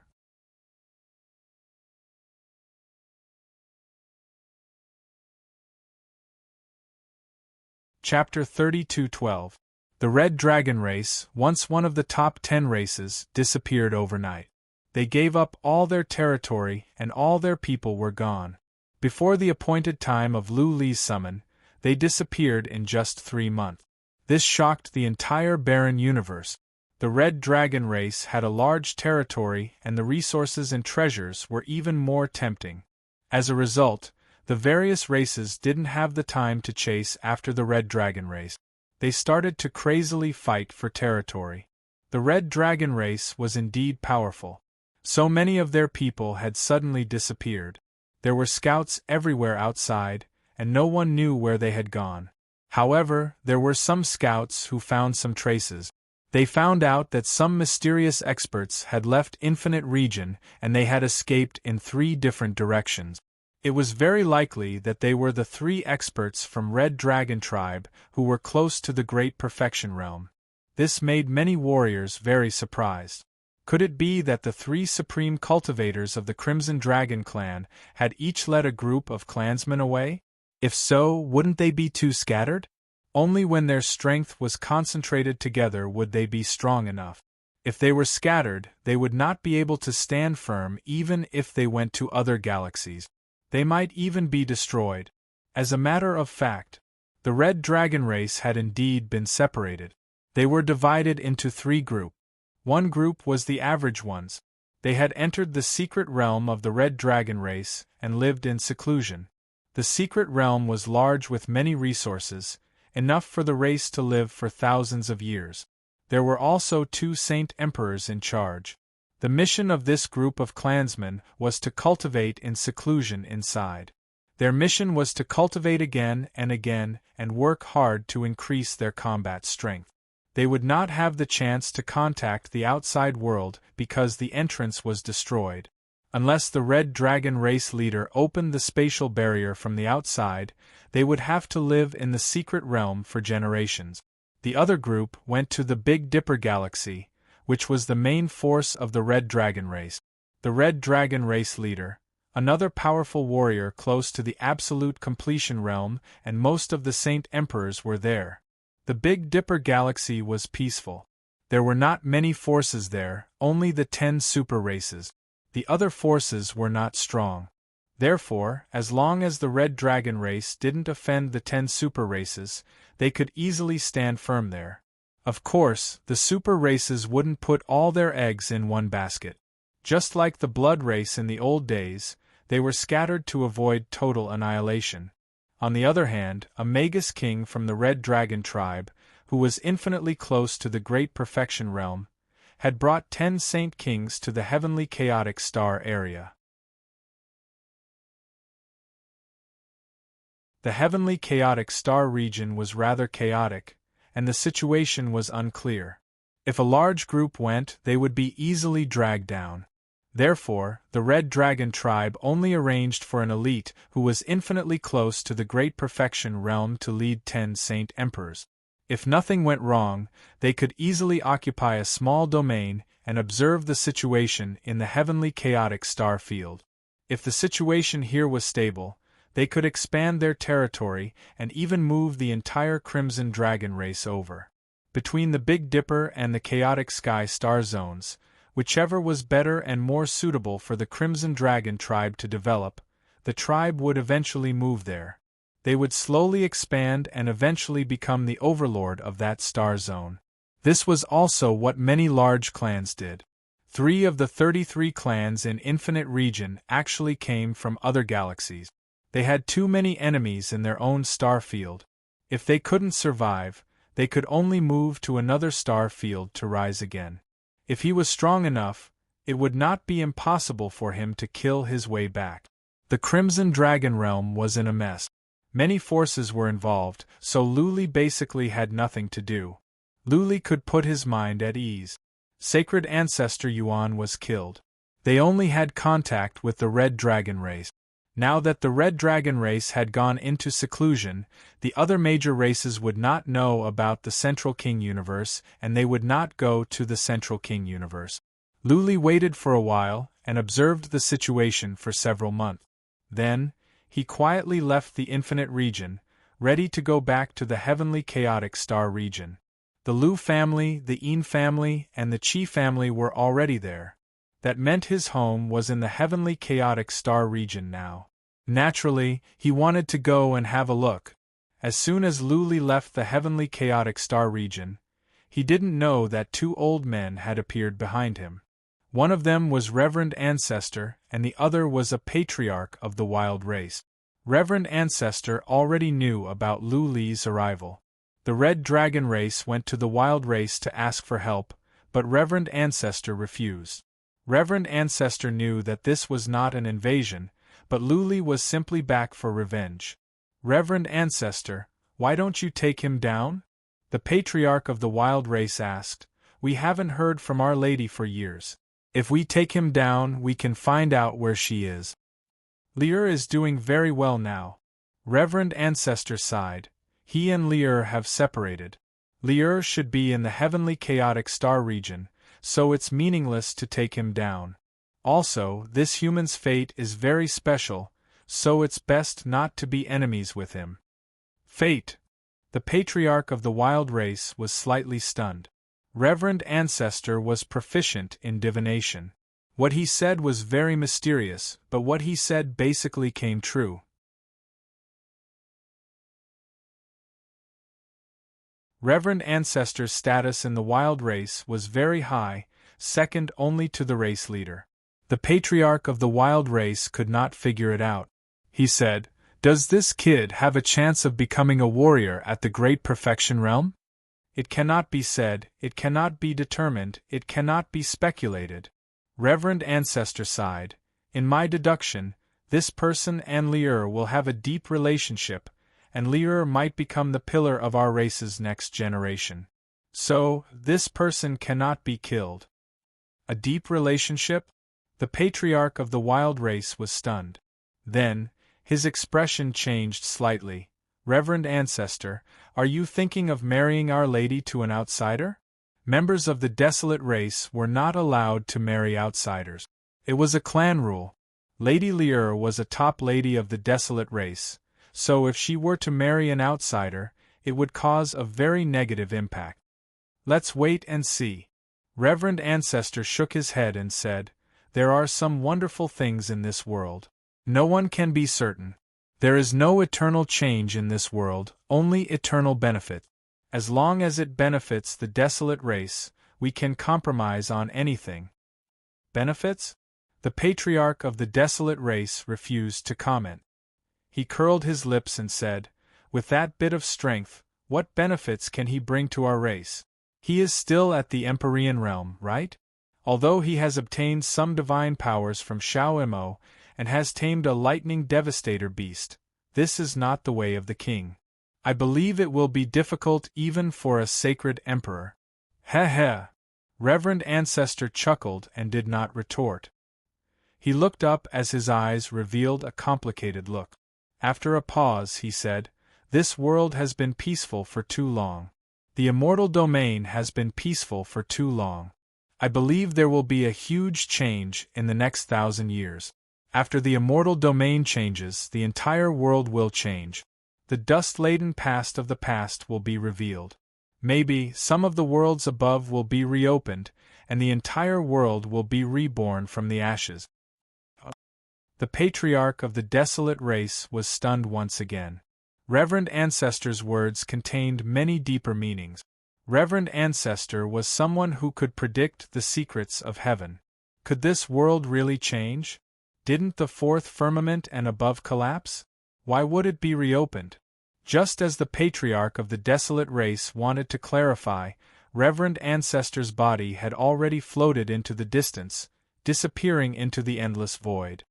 Third Sect Master.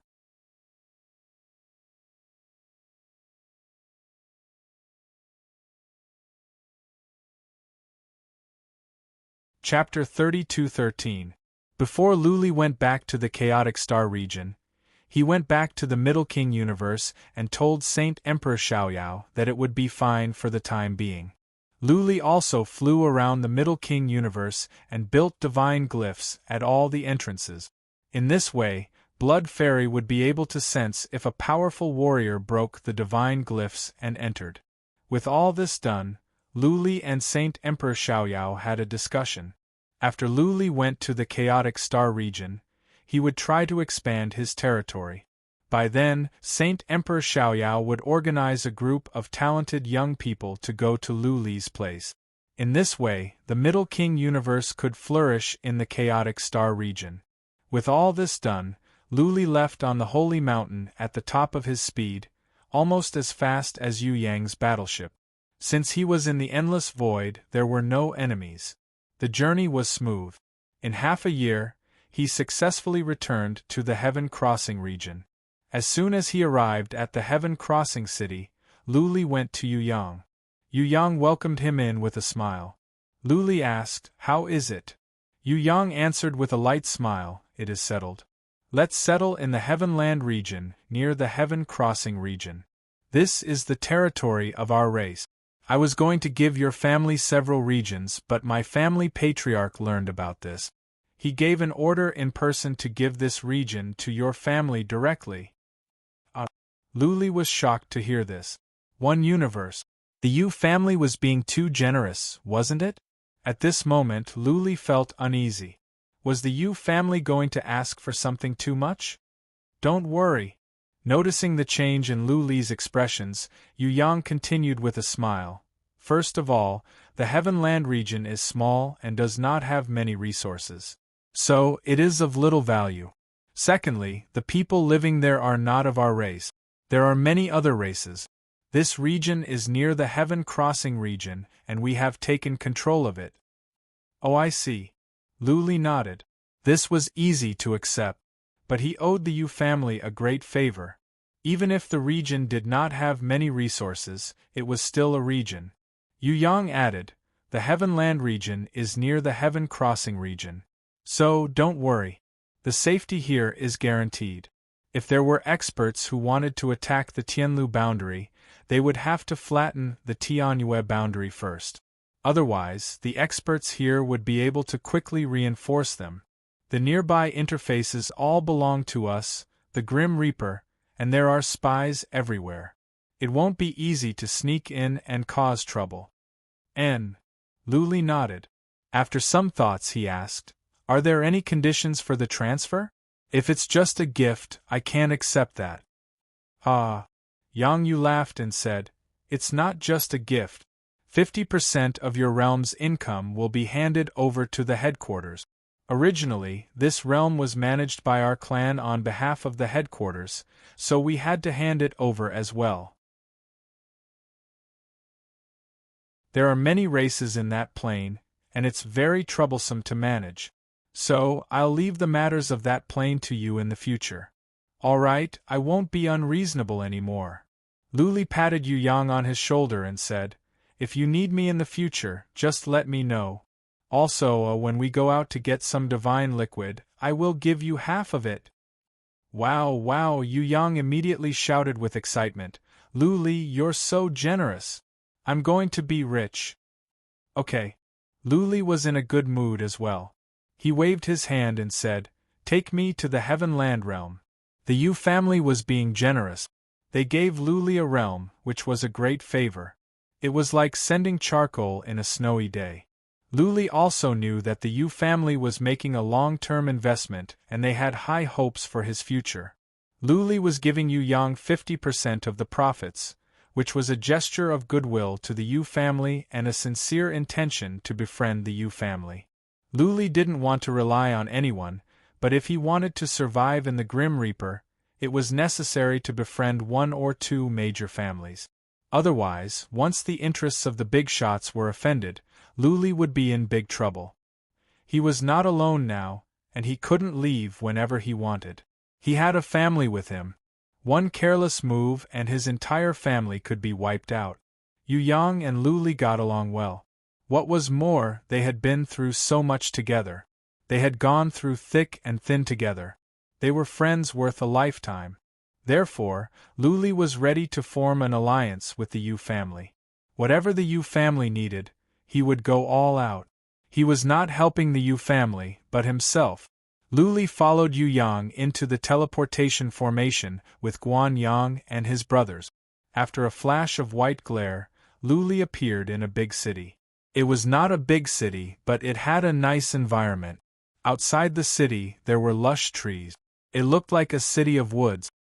Whoosh, whoosh, whoosh, many warriors flew out from the city, including Lu Renhuang, Lu Ling, the crippled Zen master and Qi Wangshan. They felt like they were without a leader before Luli came back. Now that Luli was here, they came to greet him at once. "Greetings, Lord Yu. Greetings, Lord Yu." There was a team of warriors in the city led by a warrior at the peak of the Emperor realm. They flew over to greet Luli and Yu Yang. Luli had the trump card of the Grim Reaper, which was of a high rank among the Grim Reaper. "Let's go in." Luli waved his hand with a smile and followed Lu Renhuang to a manor. The manor was filled with Lu family warriors. The guards at the gate were all warriors of the Lu family. They all bowed to Luli in excitement. Yu Yang said that he was going to give the universe to the Lu family, which excited and disturbed the Lu family warriors at the same time. The gift was too valuable. The main reason was that the martial artists of this world were too strong. In this world, emperor-ranked martial artists were like dogs. Not to mention other places, there were more than 100 emperor-ranked martial artists in this city. Living here was like living in a volcano that could explode at any time and kill them all. It was like a group of 5th or 6th tribulation warriors suddenly came to the third heaven, and they announced that they would be in charge of the third heaven from now on, and they would become the royal family of the third heaven. Jiang Qiling and Yin Qingxi didn't come out because they were discussing business. They missed Luli so much that they were going to lose their mind. But they knew the rules when they had guests here. They didn't dare to disturb Luli as there were many things to deal with in the heaven continent. Luli first chatted with Lu Renhuang, Qi Wangshan and the crippled Zen master and Lu Ling. Luli learned that most of them were living in the city and some were camping outside, waiting for Luli to come back and make arrangements. Do you have a map and information about the Heaven Continent realm? Lu Li asked. The sun feather ring glowed as he threw out a document and said, "It's all in here." Lu Li began to read. There was a lot of information, including the topography of the Heaven Continent realm, the resources, the cities, and the composition of the people. 2 hours later, Lu Li pointed to the northwest on the map and said, "This is it, on the Heaven Continent mountain. We will build a city and all of our people will live here." Lu Renhuang and the crippled Zen master were surprised. They had thought that Lu Li would divide up the universe after he came back. However, Lu Li didn't even want the Heaven Continent city. He wanted to build a new city? And all the clans are not separated and living together? While others were still thinking, Lu Ling nodded and said, "Brother, you are right. I agree."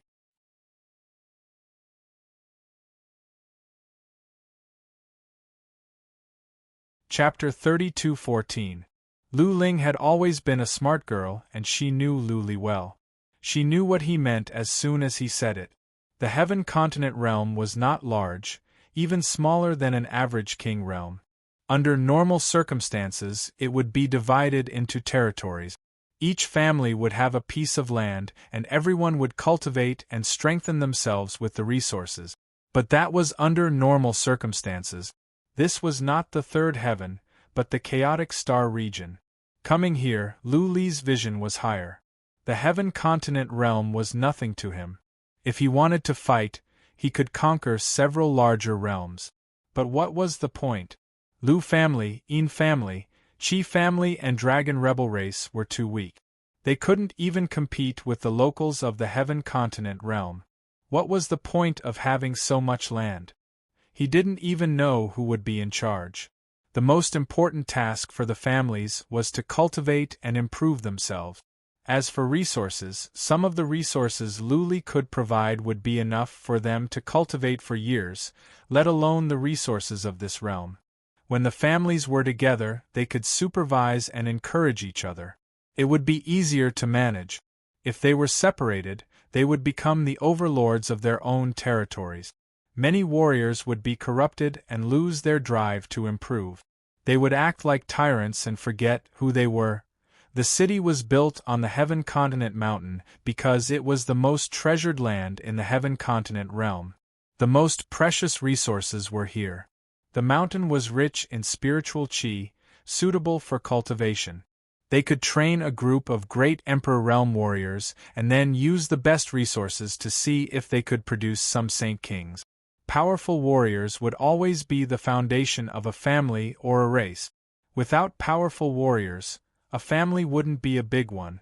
Even the most basic management would be difficult.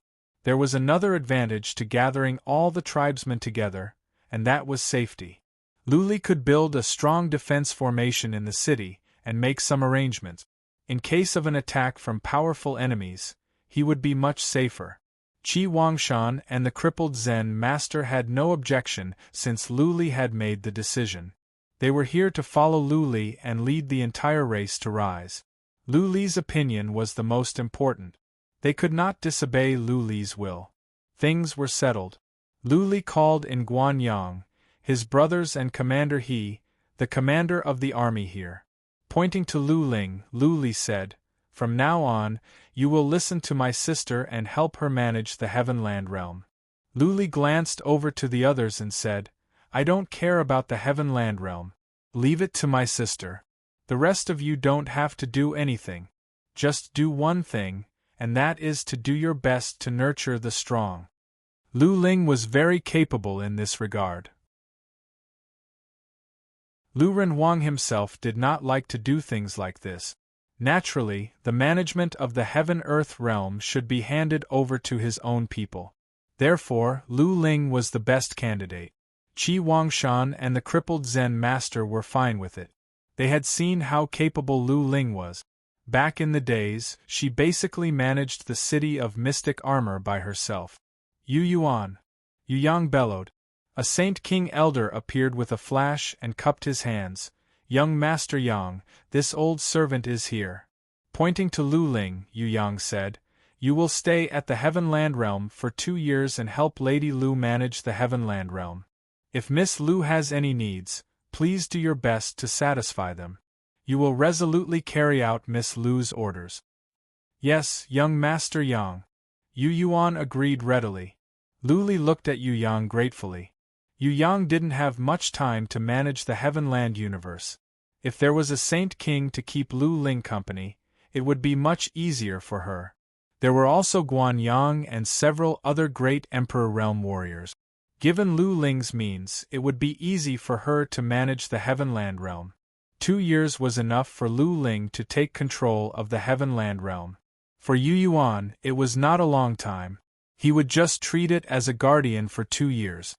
Yu Yang said goodbye after they chatted for a while. He made an appointment with Lu Li to have a drink at the Tianyue city in a month's time. By then, he would host a grand banquet to officially welcome Lu Li's family and friends. Lu Li asked Lu Ling to go to Commander, he to help Yu Yuan and Guan Yang settle down and familiarize herself with the Heavenland Realm. He went to the backyard to meet his wives and concubines. Darling! As soon as Lu Li entered the backyard, he was surrounded by a group of women. Some were affectionate, some were tearful. Everyone was excited. When Lu Li was demonized, they thought they would never see him again. They didn't expect that Lu Li could come back, and in such a short time. They sat together with endless words and feelings. Lu Li didn't want to do anything else. He planned to spend a few days with his wives. They had suffered a lot over the years. For the next few days, Lu Li enjoyed all the happiness of the human world. He spent the night with one wife every day. Absence makes the heart grow fonder. It was a good rain after a long drought. Half a month later, Lu Li began to get down to business. He took Lu Ling, Commander He, and Guan Yang to inspect the entire Heavenland Realm. There were 12 big cities in the Heavenland Realm. There were many strange races here. There were 11 major races. The other 11 cities were all controlled by one race. Only 5 of the major races had Saint Kings, but they were not powerful ones. The other races had many at the Emperor Realm, and some had strange skills. As far as Lu Li was concerned, the so-called major races were trash. But it seemed that the major races didn't respect the Lu family. It had been a long time since the Lu family came. Only some of the family patriarchs came. The 5 with Saint Kings only sent one patriarch each in the old days. The Heavenland Realm was under the control of the Yu family. No other races were allowed to mess around. Otherwise, what awaited them would be destruction. The Sun Feather family was powerful. Now, the Heavenland Realm was under a new master. The people in this master's family were all at the 5th or 6th tribulation. Even Emperor Realm warriors were rare. How could the major races be convinced by this? If the Lu family were a branch of a major force, then it would be easier. But the Lu family had no foundation. How could the major races bow down so easily? Lu Li brought Lu Ling and the others over to make those races lower their heads. How could Lu Ling manage the Heavenland Realm in the future? The place Lu Li was at was called the Heaven Water City. There was a major race here, one of the most powerful, called the Silver Flood Dragon race. They were born with the ability to control water. The Silver Flood Dragon race used to be one of the major races, but it had declined. The Silver Flood Dragon race here was just a branch. Lu Li teleported to the Heaven Water City. Almost everyone in the city was of the Silver Flood Dragon race. Seeing that Lu Li and the others were teleported over, the people in the city seemed to be paying attention. The leaders at the plaza came to greet them. But the first person they saluted was Yu Yuan, who was behind Lu Li. After Yu Yuan's introduction, the leader bowed to Lu Li and Lu Ling with respect. Even though there was nothing wrong with his etiquette and attitude, Lu Li could still feel the contempt this warrior at the peak of the Emperor Realm had for him. Lu Li followed the leader to a manor in the city quietly. There was no high-level greeting from the Silver Flood Dragon race at the gate. Lu Li didn't see the Silver Flood Dragon race's clan leader and patriarchs until they arrived at the main hall. "This is your clan leader?" Lu Li threw a glance to the clan leader of the Silver Flood Dragon race. He was only at the peak of Emperor realm, not a Saint King. Lu Li asked with a frown, "Don't you have a Saint King? Where is he?" The clan leader of the Silver Flood Dragon race said with a smile, "Lord Lu, you are talking about our Rong Zhu, right? I am sorry, but he has been in closed-door cultivation, so he cannot come out to greet you." Closed-door cultivation? Lu Li pulled a long face. He snorted and said, "Are you sure he is in closed-door cultivation? If he doesn't come out to see me in the time for 10 breaths, the Silver Flood Dragon race will face the consequences."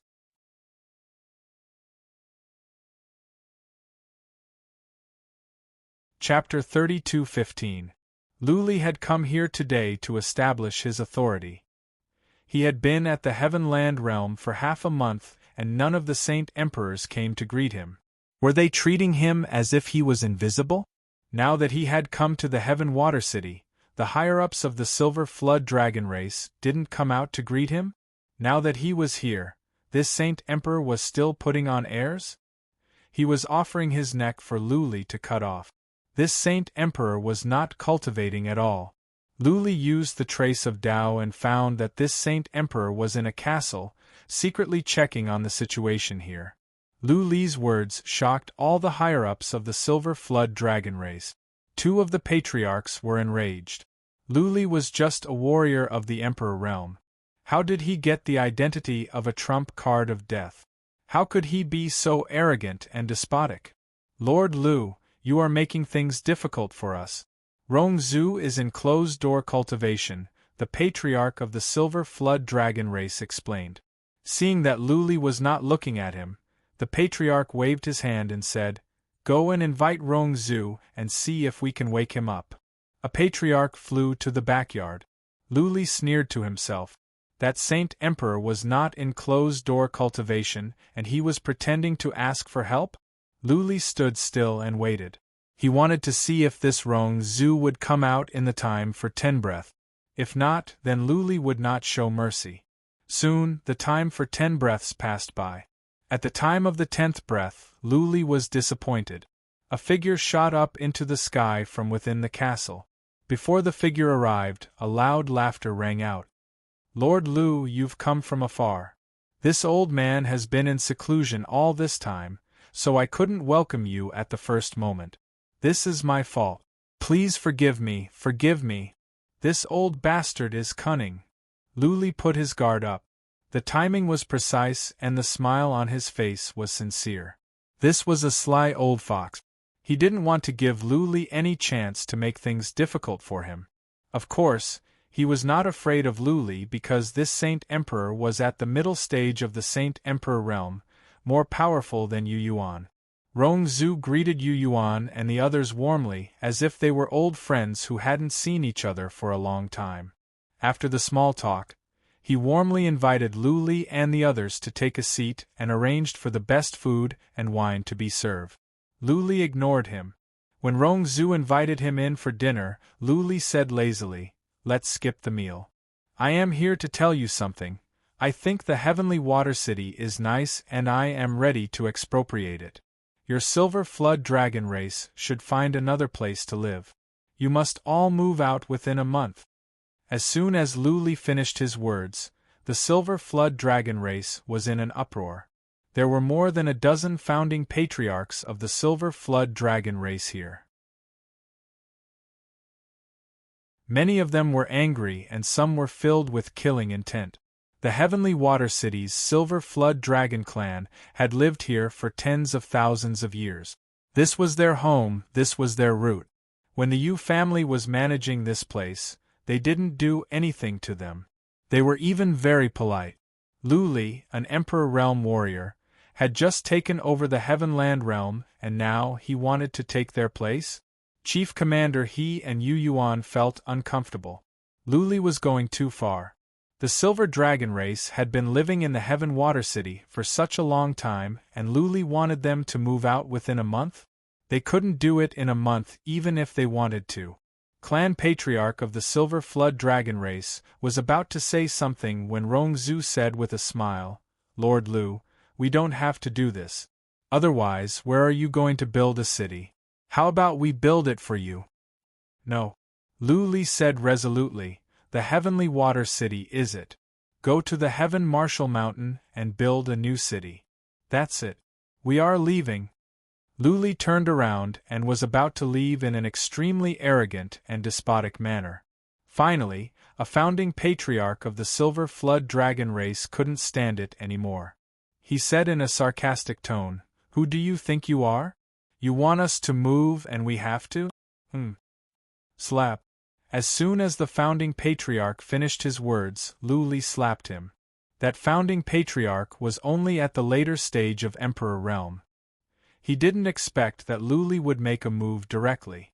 The founding patriarch was smashed away at once. Buzzing, buzzing, buzzing, several founding patriarchs of the Silver Flood Dragon race were enraged.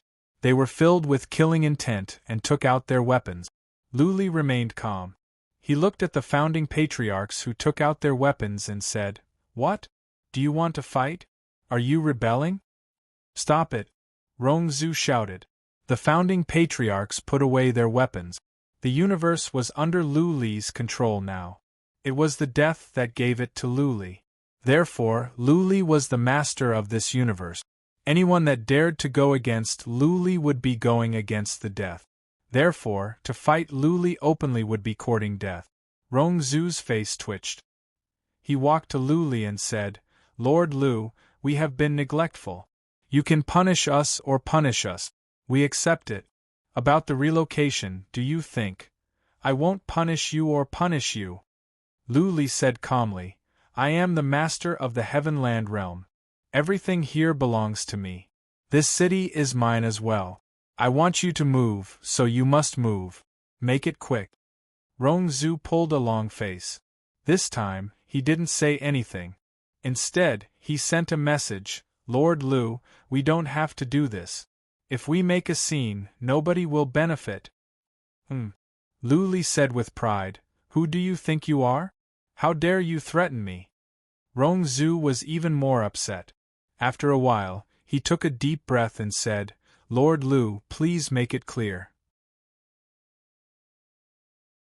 How can you let go of the Silver Flood Dragon race?" Lu Li rubbed his chin and said lazily, "You have two choices. Either you kneel to me or leave the city and fight with me. If you can win, I will take back what I said." Kneel? Fight? The founding patriarchs of the Silver Flood Dragon race were stunned at first. Then, they began to mock Lu Li. Lu Li wanted to fight with Rongzhu? Was Lu Li asking to be humiliated? Rongzhu, on the other hand, was alarmed. If Lu Li was not an idiot, then he must have something to rely on. But what other choices did he have? He made up his mind and said, "Lord Lu, you are not lying to us, are you?" "I will keep my word." Lu Li said casually, "If you can beat me, you can have the Heaven Water City. I will not make things difficult for the Silver Flood Dragon race for the rest of my life." "Okay," Rongzhu replied loudly. After thinking for a moment, he added, "There are no eyes in a battle. If I accidentally injure Lord Lu during the battle, will Lord Lu blame me?" "Ha ha ha." Lu Li laughed and said, "Since this is a fight, there will be casualties. Yu Yuan, listen up. I am willing to fight Rongzhu. I am responsible for my own life and death. If I am killed by Rongzhu, you cannot seek revenge. Do you understand?" "Okay, we will be witnesses." Lu Ling took out her stamp stone, nodded and said, "You will be responsible for your own life and death. If you are injured or killed, you will be responsible. If you die, then you can only blame yourself for not being strong enough. Do you agree?" Lu Ling did not know Lu Li's real abilities, but she knew him well. If Lu Li dared to do this, then he must have the ability to kill Rongzhu. She understood why Lu Li was doing this. The major families of the Heavenland universe all looked down on the Lu family. If Lu Li didn't make an example and kill a Saint King to establish his dominance, then it would be hard for her to subdue the major families in the future. End of this chapter.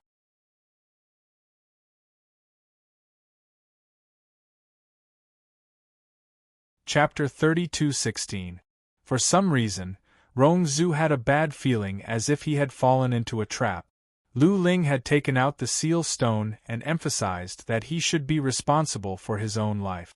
But what else could he do under such circumstances? The arrow was knocked and had to be released. Lu Li flew up and flew out of the city. Rong Zhu had no choice but to follow him. Lu Lingyu and the powerful warriors of the Silver Flood Dragon race followed from afar.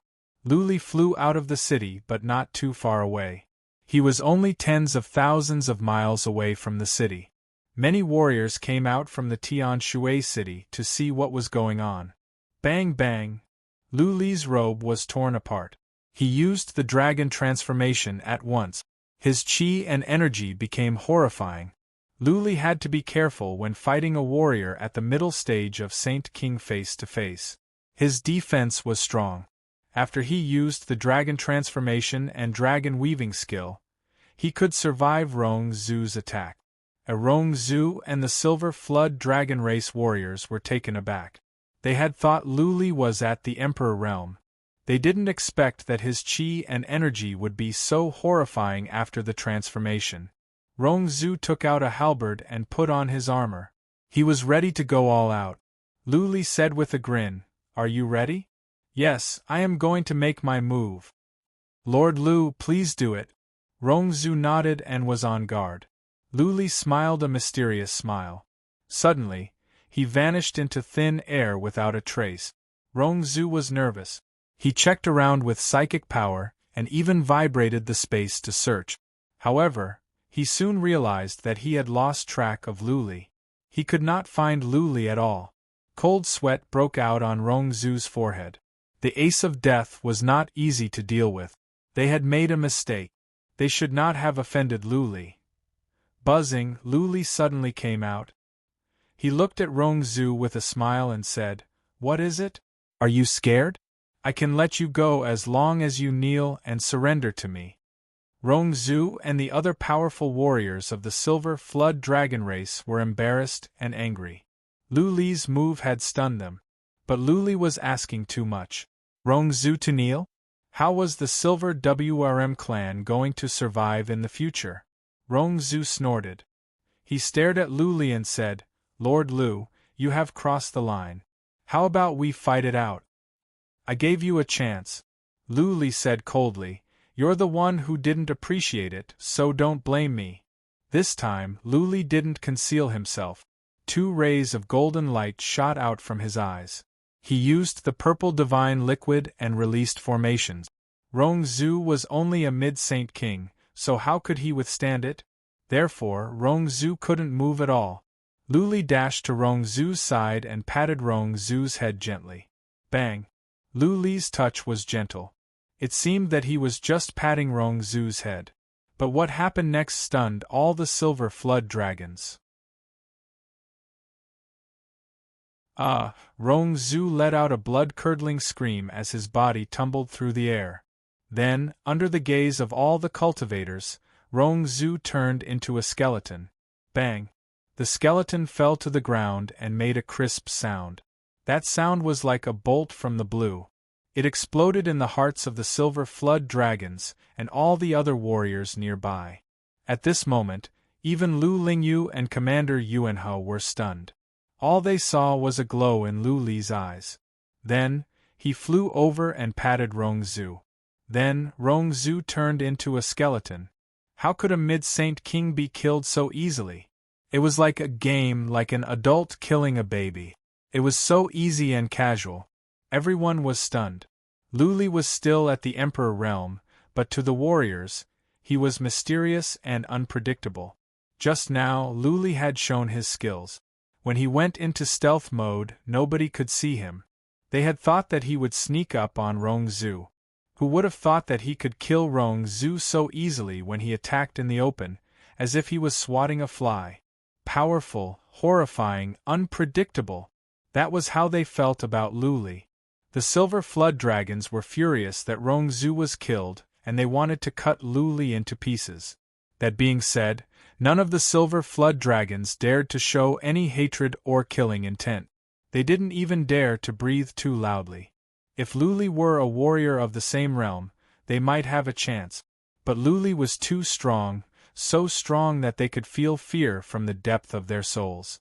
Also, Luli had the guts to kill Rong Zhu directly. If the Silver Flood Dragon race showed any sign of revenge, Luli would not hesitate to wield the Carnage Sword and destroy the entire Silver Flood Dragon race. Luli was still standing in midair lazily. He dusted his hands and went into the interspatial artifact. Then, he came out in a new robe and looked down at the Silver Flood Dragon race's clan leader and the patriarchs from above. Plop! The Silver Flood Dragon race patriarch dropped to his knees first. The other patriarchs knelt down as well, humiliated. They all buried their heads in their knees. They didn't say anything, but they had expressed their attitude. This is no fun. Luli shrugged and said, "Let's go back." Luli teleported away with Yu Yuan and Lu Ling. He didn't say anything. But this time, he had done a good job. Everything was in place in one go. There was nothing more to say or do. Luli went back. This time, he didn't care about the Heaven Continent city anymore. Just as he had expected, the next day, all the family masters of the major races of the Heaven Continent region teleported over, including the Silver Flood Dragon race. All of them came with generous gifts to greet him. Absolute power and clear attitude were proof enough. If the family masters of the major races didn't want to die, then they had to lower their heads and grovel at Luli's feet. That was the reality. Luli didn't meet with any of them. He only sent out a message that from now on, Lu Ling would be the manager of the Heaven Continent region. If anyone was dissatisfied with her or disobeyed her, then he would go over and have a good chat with them. Lu Ling was a decisive person. Her means were cruel and she was resourceful. Luli had subdued all the major races. With Yu Yuan's help, it was more than enough for him to manage the Heaven Continent region. The construction of the city at the Heaven Continent mountain had been going at a moderate pace. But now it was sped up. All the races sent over a large number of warriors to help as well as resources. The cultivation speed in the city was increased by several times. Luli decided on the layout. The city didn't need to be too big. It should be able to accommodate more than 100,000 warriors. A big city would be hard to defend. After all, there were less than 100,000 races in total. In the future, when there were more people, the city could be expanded. Luli stayed with his wives and concubines for a couple of days. He went to the newly built City of Mystic Armor to have a look and then went to the Tianyue city. Yu Yang prepared a grand banquet for Luli and his family. Luli planned to let his family live in the Reaper of Death. After all, he planned to stay here for a long time. He was comfortable in the Reaper of Death.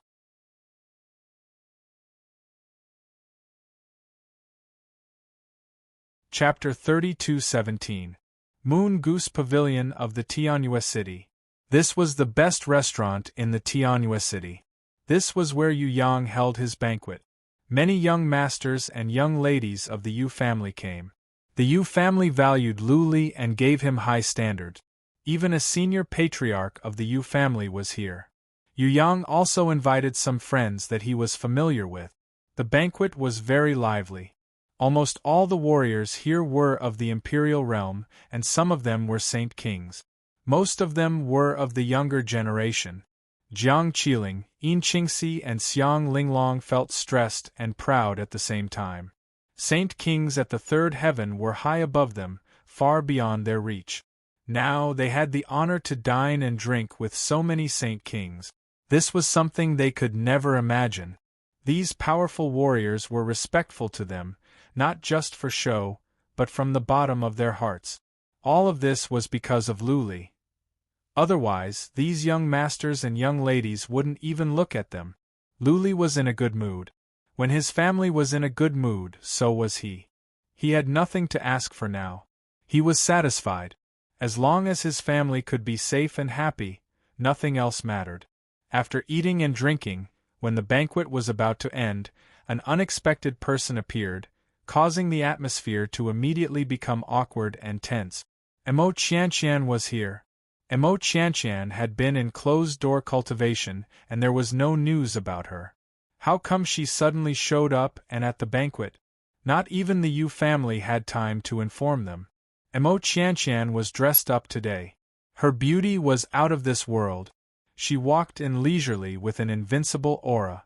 Yu Yang and Lu Li looked at each other. Their hearts were weighed down.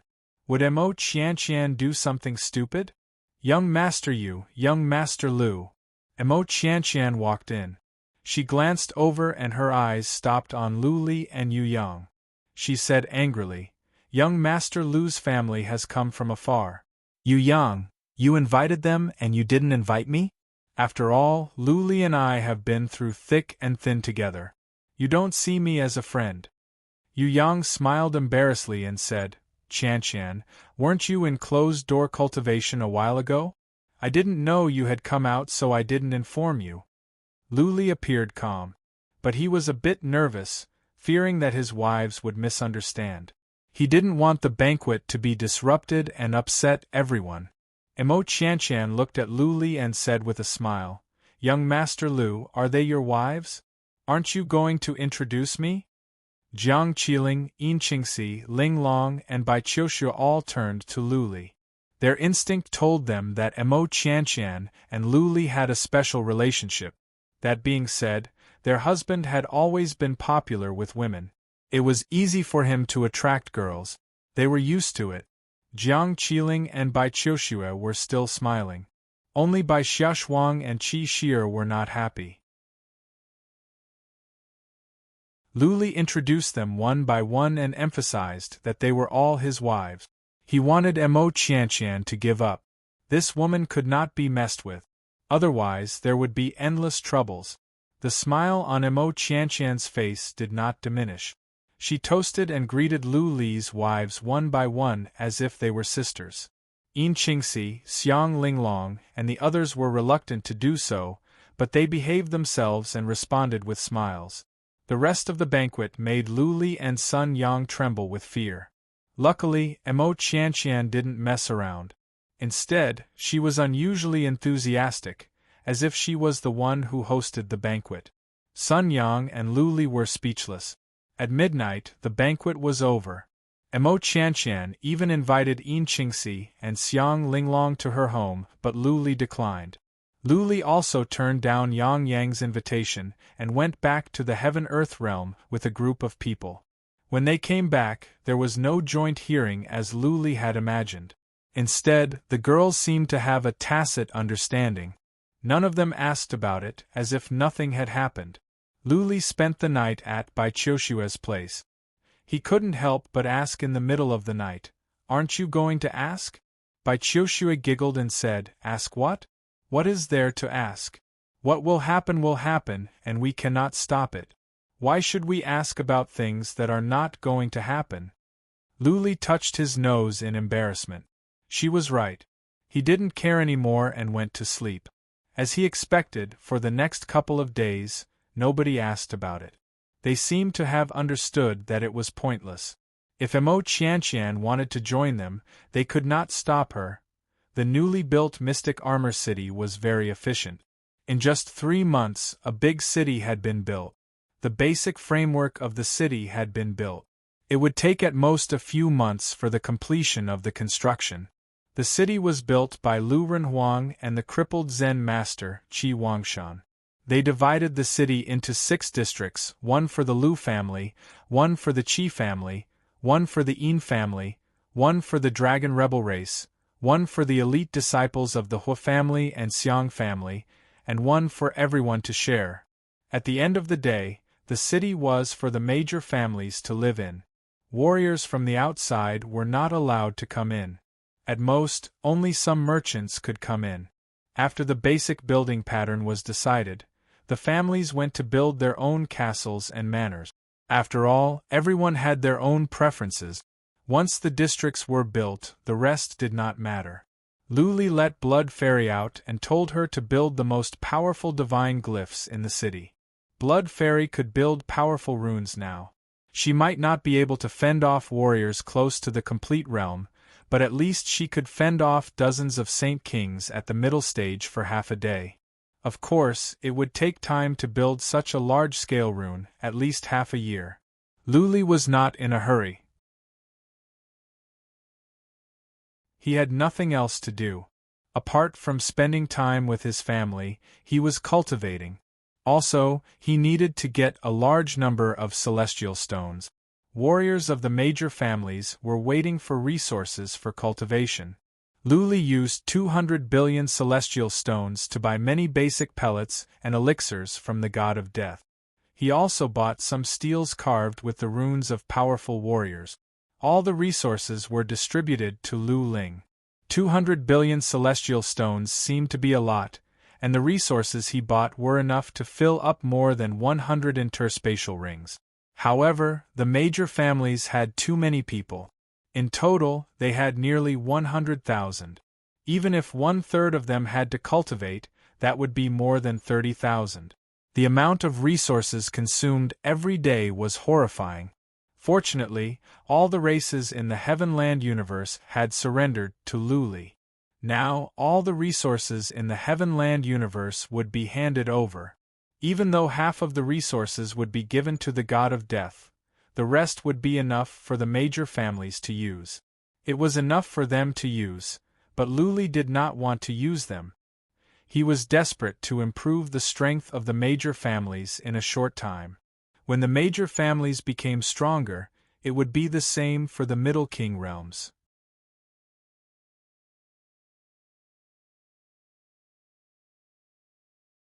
Chapter 32:18. More than half a year had passed. The city of mystic armor was built. Yu Yang came with a group of young masters and young ladies of the Yu family to congratulate Luli. Luli had already asked Lu Ling to arrange a luxurious banquet. Yu Yang also sent valuable gifts, all of which were cultivation resources, which was what Luli needed the most right now. Luli showed Yu Yang around the city of mystic armor. Even though the city was not as grand as the Tianyue city, it was beautifully built, well organized and well planned. After they were full, Yu Yang followed Luli to a small pond in the backyard of the manor. This small pool was not built later on, it was a natural one. It was just modified. There was also a cabin and 3 wooden pavilions built near the pond. They were specially built for Luli. Luli liked this kind of environment for cultivation. Nice. Yu Yang and Luli sat in a pavilion. Next to the pavilion, there were still some big trees. Sitting in the pavilion, the scenery was quite nice. The breeze was gentle, and it was quite relaxing.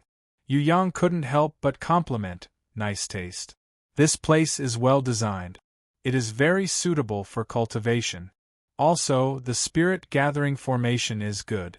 The spirit chi here is rich. Not bad. Luli was satisfied as well. This pond was exclusive to him. Jiang Qiling, by Qiushuan and Yin Qingxi all had their own manners and wouldn't bother him. There were mystical fruits and mystical liquids on the table. Luli was supposed to have 2 maids, but he didn't like it.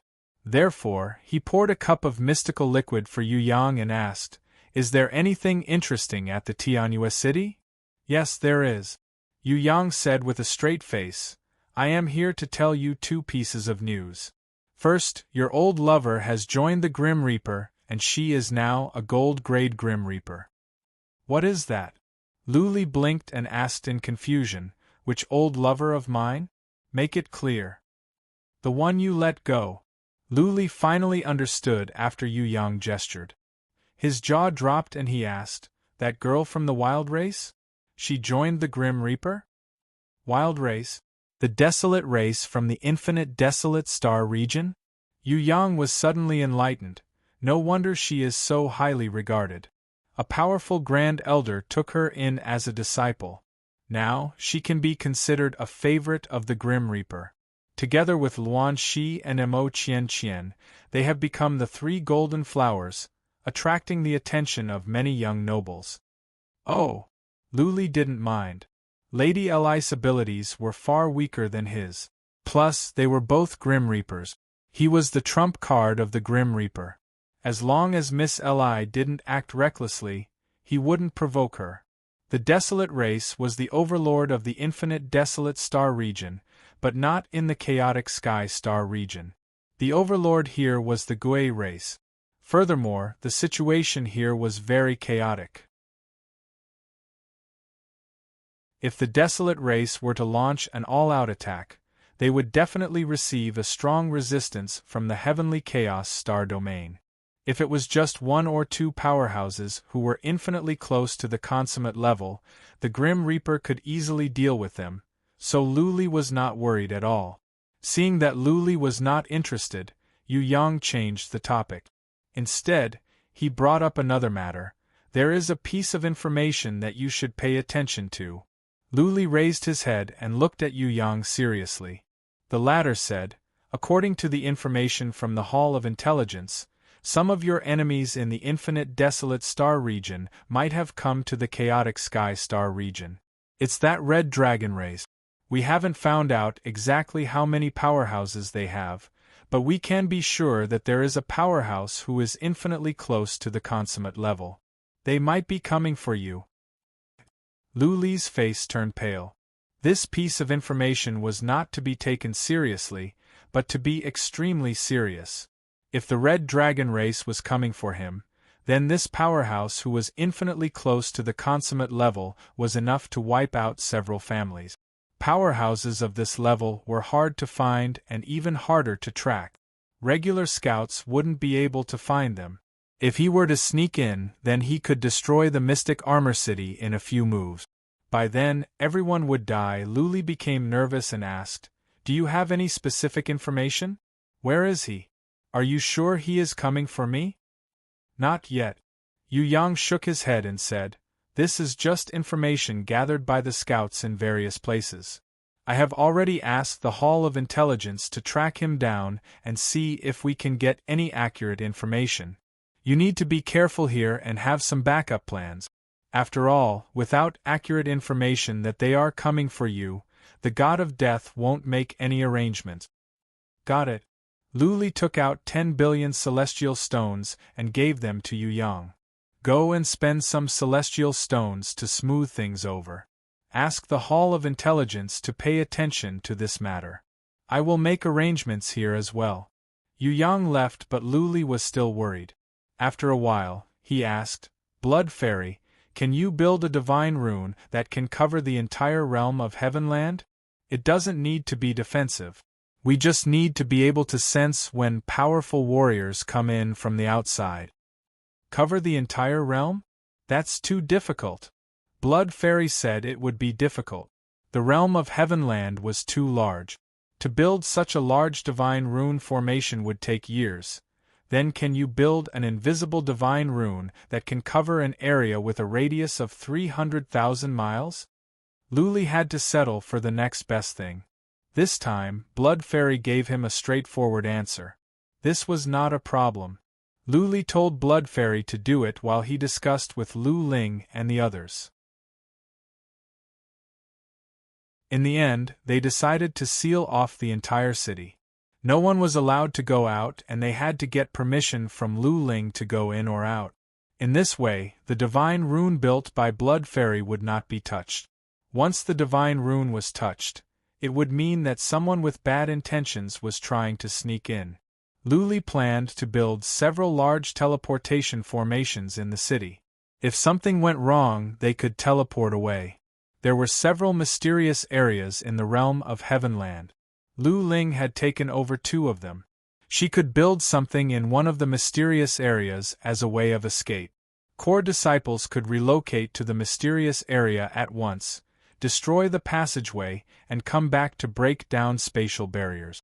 Every major family would have a way of escape. Luli claimed that the chaotic universe was a chaotic place.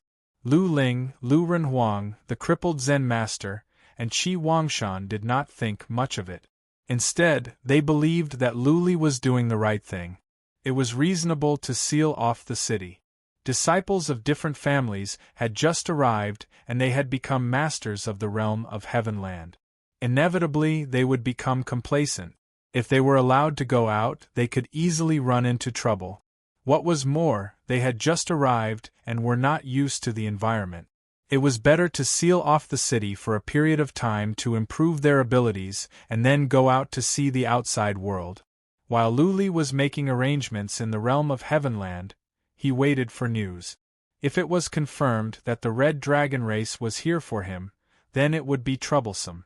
If the Red Dragon race had migrated, then it would be easier to deal with.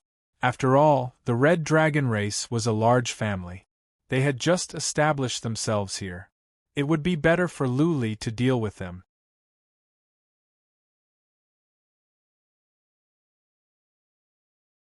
Chapter 32:19. After setting everything up for half a year, the Grim Reaper finally sent a message to Lin Huang.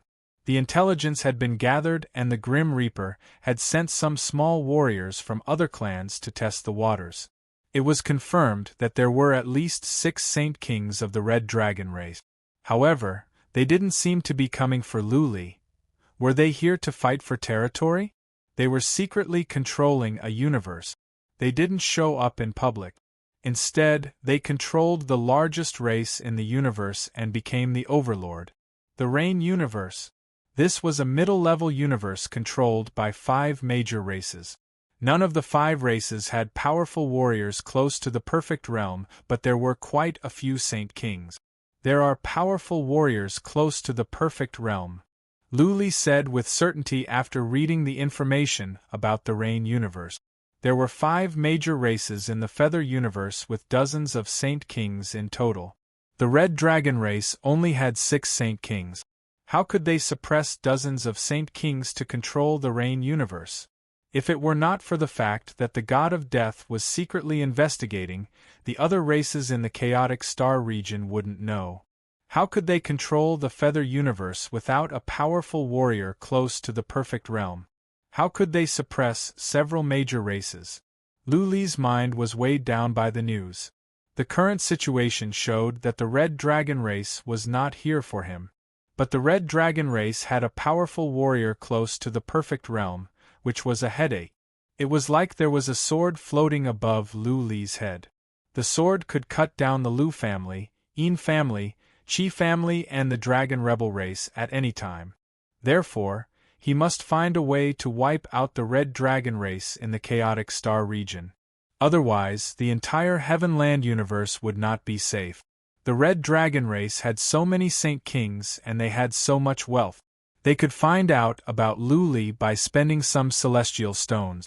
Even if they didn't do it for him, they could learn about him by accident after staying in the Chaotic Star region for a long time. Once the powerful warrior that was close to the perfect realm took action, the Heavenland universe would be in danger. This was not a joke. Who knew if the Red Dragon race knew that Luli was the mastermind behind the incident at the Infinite Star region?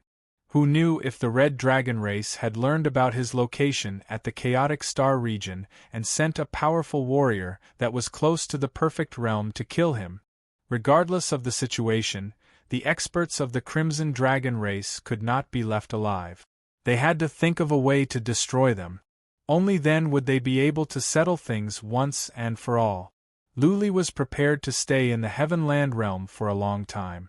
Here, the major families could develop and become real major families.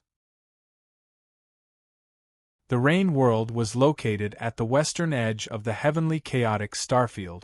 There were hundreds of worlds in that starfield. None of them were under the control of the super races. They were either under the control of the ordinary races or the old monsters. It had always been a chaotic area. The super clans in the chaotic starfield didn't really care about that area, because the hundreds of realms there lacked resources. In other words, they were relatively poor. Who would take a second look at such a remote and desolate place? Even if they fought to the death every day, those super clans wouldn't care.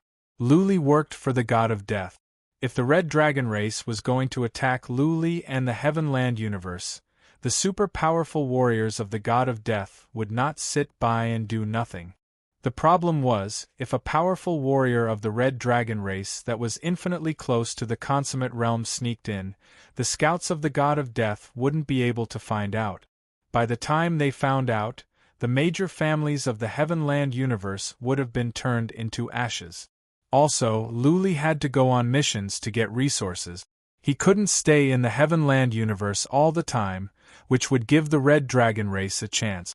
There was only one way to catch a thief from 1,000 miles away, not to guard against a thief for 1,000 days. Yu Yang left. Luli fell into deep thought. He spent 3 days by the pond named Pond of Divinity, but he still couldn't come up with a good idea. He was far from being a match for a powerful warrior that was infinitely close to the consummate realm. There was a 90% chance that he would die. Luli could only think of one solution at the moment, and that was to kill all the ordinary Saint Kings of the Crimson Dragon race, leaving only the one who was infinitely close to the Great Perfection realm.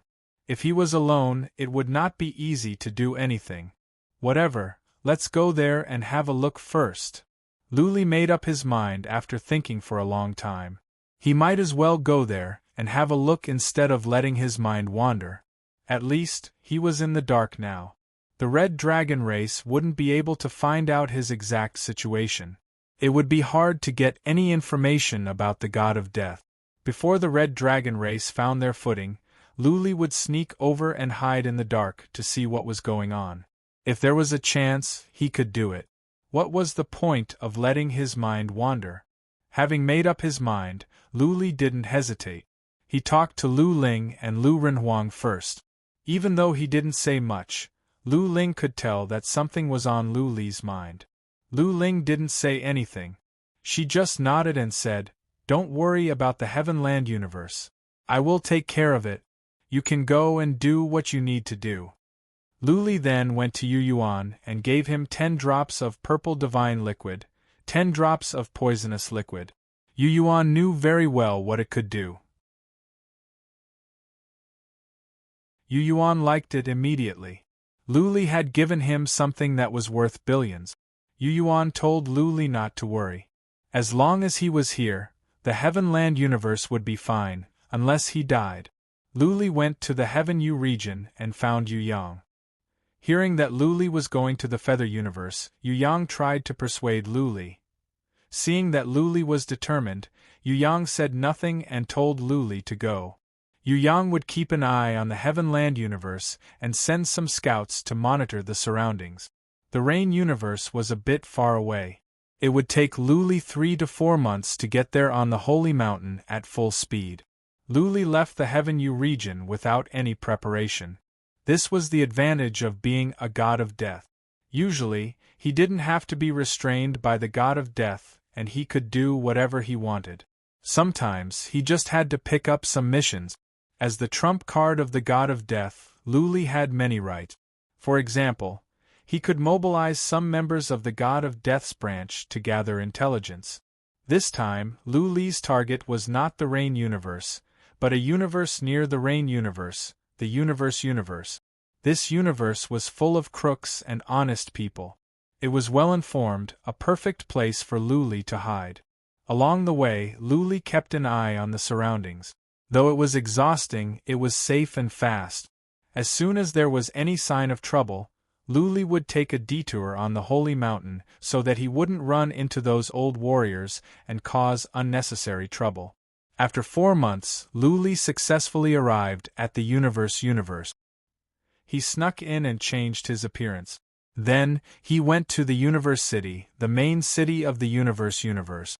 There was a branch of the God of Death at the Universe City. Lu Li learned about the Red Dragon race from here. After he wandered around the city, Lu Li sneaked into a small castle. Lu Li showed his badge and was taken into the inner hall. Inside sat a warrior at the peak of the Emperor realm. Upon seeing Lu Li, the warrior bowed and said, "Lord Lu, young master, you has sent me a message. I will cooperate fully with you." Third Master.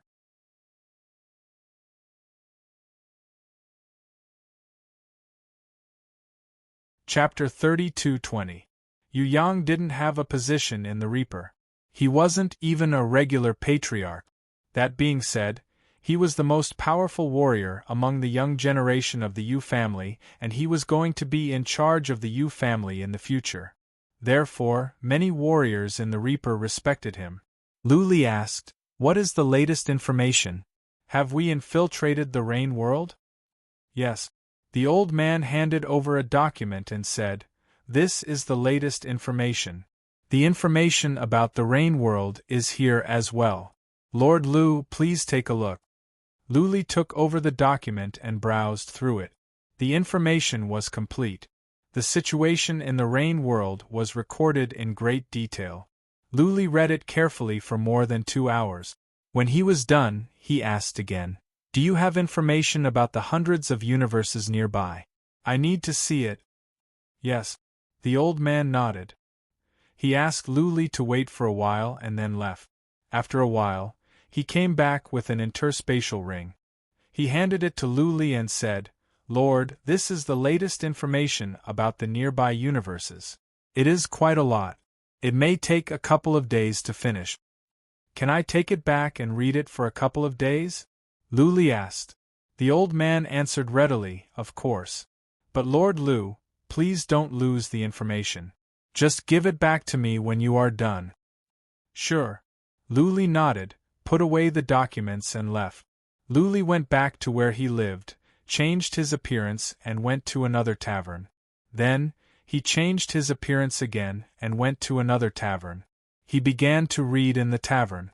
This time, it took him 5 or 6 days to finish all the information. He put on a gentle smile. After reading the information, he had a pretty good idea in his mind. That was to divert the trouble to someone else and kill with a borrowed knife. He had a very powerful skill, the skill of transfiguration. In the hundreds of universes nearby, there were many old demons, powerful forces and some major families. There were powerful warriors close to the absolute completion. Lu Li could disguise himself as the Red Dragon race and go around messing around to incur public anger. Then, he could attract the powerful warriors nearby to fight against the Red Dragon race.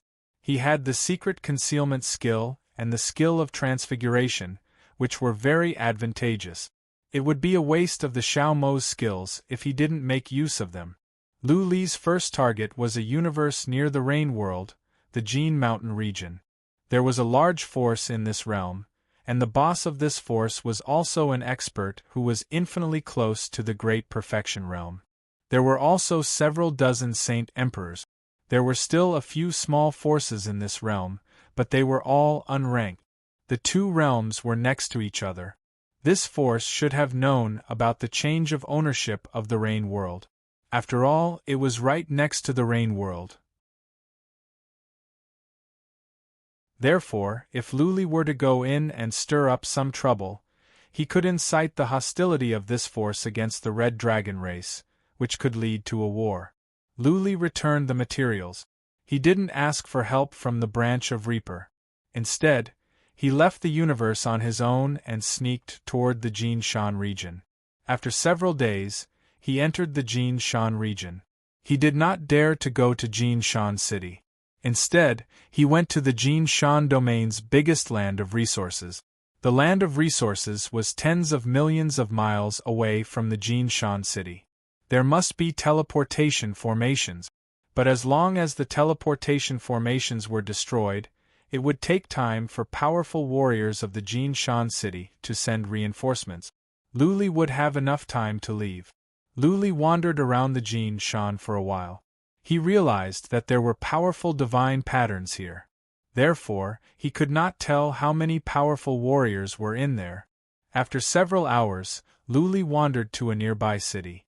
Using the skill of transfiguration, he could sneak in easily. A couple of days later, he gathered some useful information. The Jin Shan was the biggest land of resources. It was heavily guarded. There were 2 Saint Emperors stationed here all year round, and there was a powerful shield with divine patterns. The shield could stand attacks from 10 Saint Emperors for 2 hours. It was not an exaggeration. Historically, some major forces had tested it and tested it. Let's go. Lu Li made up his mind. He snuck out of the city and disguised himself as a red dragon. He put on a cloak so that no one could tell his race from the outside. That being said, powerful warriors could detect him with psychic power. Lu Li sneaked to the foot of the Jin Shan domain. Then, he pretended to be looking around. He avoided the patrolling troops and the hidden guards. He sneaked up the mountain. Buzzing halfway up the mountain, Lu Li accidentally stepped on a hidden divine glyph. The entire mountainside lit up. Whoosh whoosh! Many people flew up. Many people used psychic power to check. The patrolling warriors and scouts were rushing over. At that moment, Lu Li noticed that at least 100 psychic powers were locked on him. Whoosh! Lu Li flew down the mountain in a panic. He took out a halberd and swept at the warriors who came to stop him. He shouted, "Those who stand in my way will die." Boom, boom, boom, Lu Li's attacks were powerful. How could those average warriors stand it? After one round of attacks, more than a dozen warriors were smashed away. Half of them were cut in half. "How dare you!" a Saint Emperor shouted. From the peak of the Jin Shan domain, a Saint Emperor flew up and chased after Lu Li. There were several teams nearby. There were hundreds of warriors in total. Most of them were at the Sixth Tribulation or at the Great Emperor realm. They yelled and chased after Lu Li. Lu Li launched another round of attack and smashed more than a dozen warriors away. He sped up to the extreme and at the same time continued to attack. He also used a strange move, which was to spit out fire from his mouth. This was an imitation of the red dragon race's fire. It was not real and it was not as powerful. However, the chaotic star region did not know much about the red dragon race. Lu Li believed he could fool them. Lu Li was pretending to be at the initial stage of the Saint Emperor realm and his speed. Therefore, the Great Emperor realm warriors could not catch up with him. Only that Saint Emperor realm warrior could. This Saint King was a bit faster than Lu Li and he was getting closer. Lu Li pretended to be panicked and kept attacking to stop the Saint King from following him. This is it.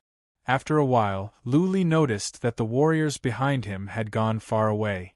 There was only one Saint Emperor chasing after him. Lu Li used the purple divine liquid to build a formation. Then, he dashed over and killed the Saint Emperor with the poisonous liquid. Before the Saint Emperor died, he let out a miserable cry. The warriors chasing after Lu Li were taken aback. The group of soldiers flew over quickly. When they saw the skeleton, their faces turned pale. Something big has happened. The world is going to change. One of the leaders murmured. He was trembling. This Saint Emperor was no ordinary Saint Emperor. He was the descendant of Householder Jinshan, the overlord of the Jin Shan region. The death of other Saint Emperors was not a big deal. But the death of this Saint Emperor was a big deal. Householder Jinshan did not have many clansmen to begin with. Now that a descendant of a Saint Emperor realm had died, this overlord had always been short-tempered. This time, he would be furious. Third Sect Master.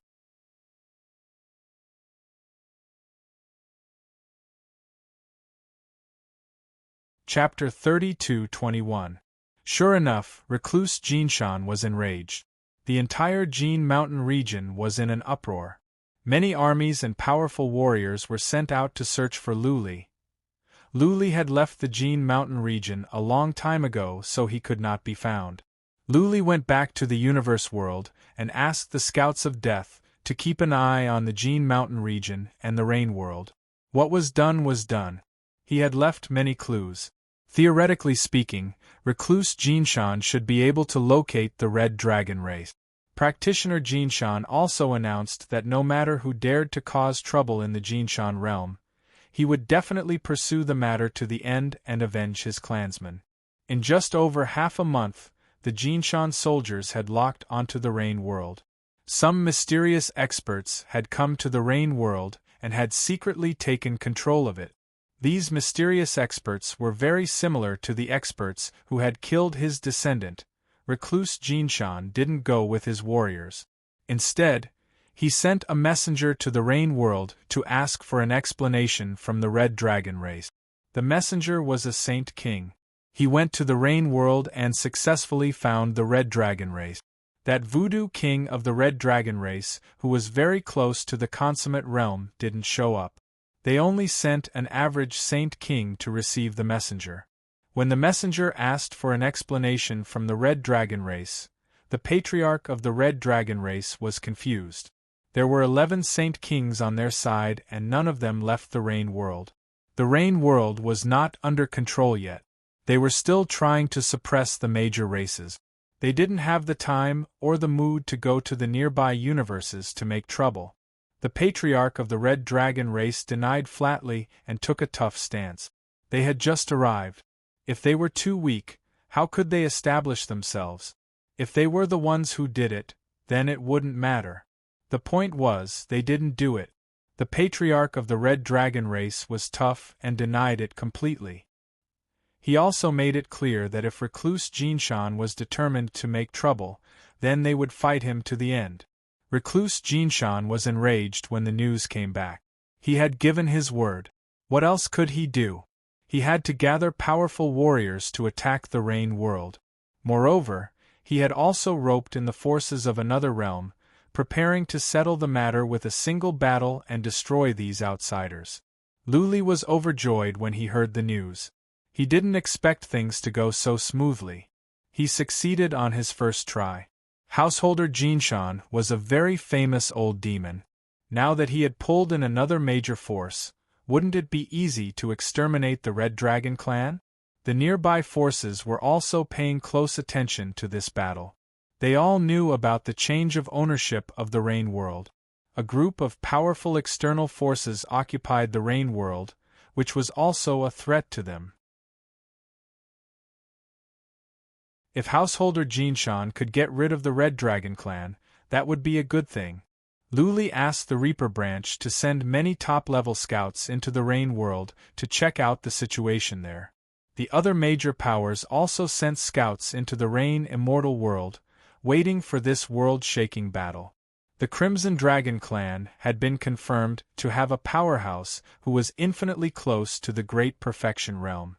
Scholar Jinshan was also an old devil who had been famous for a long time. Although the other force did not have a powerhouse that was infinitely close to the Great Perfection, their leader was also a very terrifying old devil that had several very powerful divine abilities. Scholar Jinshan led 30 Saint Emperors and another force's 20 Saint Emperors and 50 experts into the Rain World in a grandiose manner. They went straight to the Rain City. Many scouts were already lurking around the Rain City, waiting for the battle to begin. The Red Dragon clan didn't run away, nor did all their powerful warriors come out to fight the enemy. Instead, there was only one powerful warrior, Sorcerer King. Sorcerer King didn't waste any time. He fought against 50 Saint Emperors at once. What surprised many scouts was that the outcome of the battle was reversed. The battle lasted for half a day. Sorcerer King was badly injured and so was Scholar Jinshan. What was more, 11 Saint Emperors from the Jinshan universe died, and 8 Saint Emperors from the other force died. In the end, Scholar Jinshan retreated. Even though it seemed that Sorcerer King could die at any time, he just didn't. Also, Sorcerer King was desperate. If Scholar Jinshan insisted on fighting, then both sides would suffer and both would die here. Sorcerer King didn't care. He had nothing to worry about, so he was willing to risk his life. Scholar Jinshan, on the other hand, had his own clan. Naturally, he wouldn't risk his life. Otherwise, if he were to die, his clan would be finished. They had made many enemies over the years. A good show had come to an end, and the news spread to the nearby star regions. The strength and desperation of Sorcerer King made many forces fearful. The Red Dragon clan was an outsider. They didn't have any scruples and dared to risk their lives. The forces nearby basically all had their own families and didn't dare to risk their lives like this. Sorcerer King had made a name for himself in this battle. Presumably, as long as he didn't encroach on the interests of the other races, no race would take the initiative to find trouble with him. Damn, so fierce. When Luli got the news, he was troubled. He thought that he had succeeded, but he didn't expect Sorcerer King to be so fierce. He fought against 50 alone and killed nearly 20 Saint Emperors. Also, none of the other powerful warriors of the Red Dragon clan showed up. The Red Dragon clan didn't suffer any loss except for Sorcerer King. If he was seriously injured, he could recover after some time. Luli felt that Sorcerer King was like a mountain that couldn't be crossed. He was too powerful, and Luli couldn't defeat him. Sorcerer King had made a name for himself in this battle. The old demons nearby probably wouldn't dare to provoke him, right? For a moment, Luli didn't know what to do. It was pointless for him to disguise himself as a red dragon to stir up trouble in this situation. Those forces weren't stupid. He might become a rat on the street and be hunted down by all the forces. He waited for a while. The Grim Reaper did get some accurate information. There were 10 Saint Emperors from the Red Dragon clan and 11, including Sorcerer King. It didn't seem that they were here for him. Were they here to conquer a piece of territory? Luli was relieved to get the information. He made up his mind and decided to take the risk alone. While Sorcerer King was recovering, he would see if he could kill some Saint Emperors of the Red Dragon clan and cut off their wings. If there was a chance to kill all the Saint Emperors except for Sorcerer King, then it would be troublesome for Sorcerer King to do something alone. Without competent subordinates, it would be hard to get some information. Sorcerer King couldn't do everything himself, could he? Maybe when all the Saint Emperors were dead, Sorcerer King would want to retreat and leave the chaotic star region? Do it. Luli had always been the kind of person who would act decisively once he made up his mind. He snuck into the Feather Universe and wandered around. The situation at the Rain Universe had been unstable. He wanted to see if he could find a chance to crack them down one by one. After half a month, Luli showed up outside the Lioha city. He had found a breakthrough point. In the city, there was a powerful warrior that had sought refuge with the Red Dragon race. He was helping the Red Dragon race to manage the territory nearby. Luli planned to kill this powerful warrior and lure the patriarchs of the Red Dragon race over to lure the snake out of its hole. Sorcerer King was at the Rain City and so were the Saint Emperors of the Red Dragon race. Luli didn't dare to go to the Rain City. If he was targeted by Sorcerer King, he wouldn't even be able to run away. Third Master.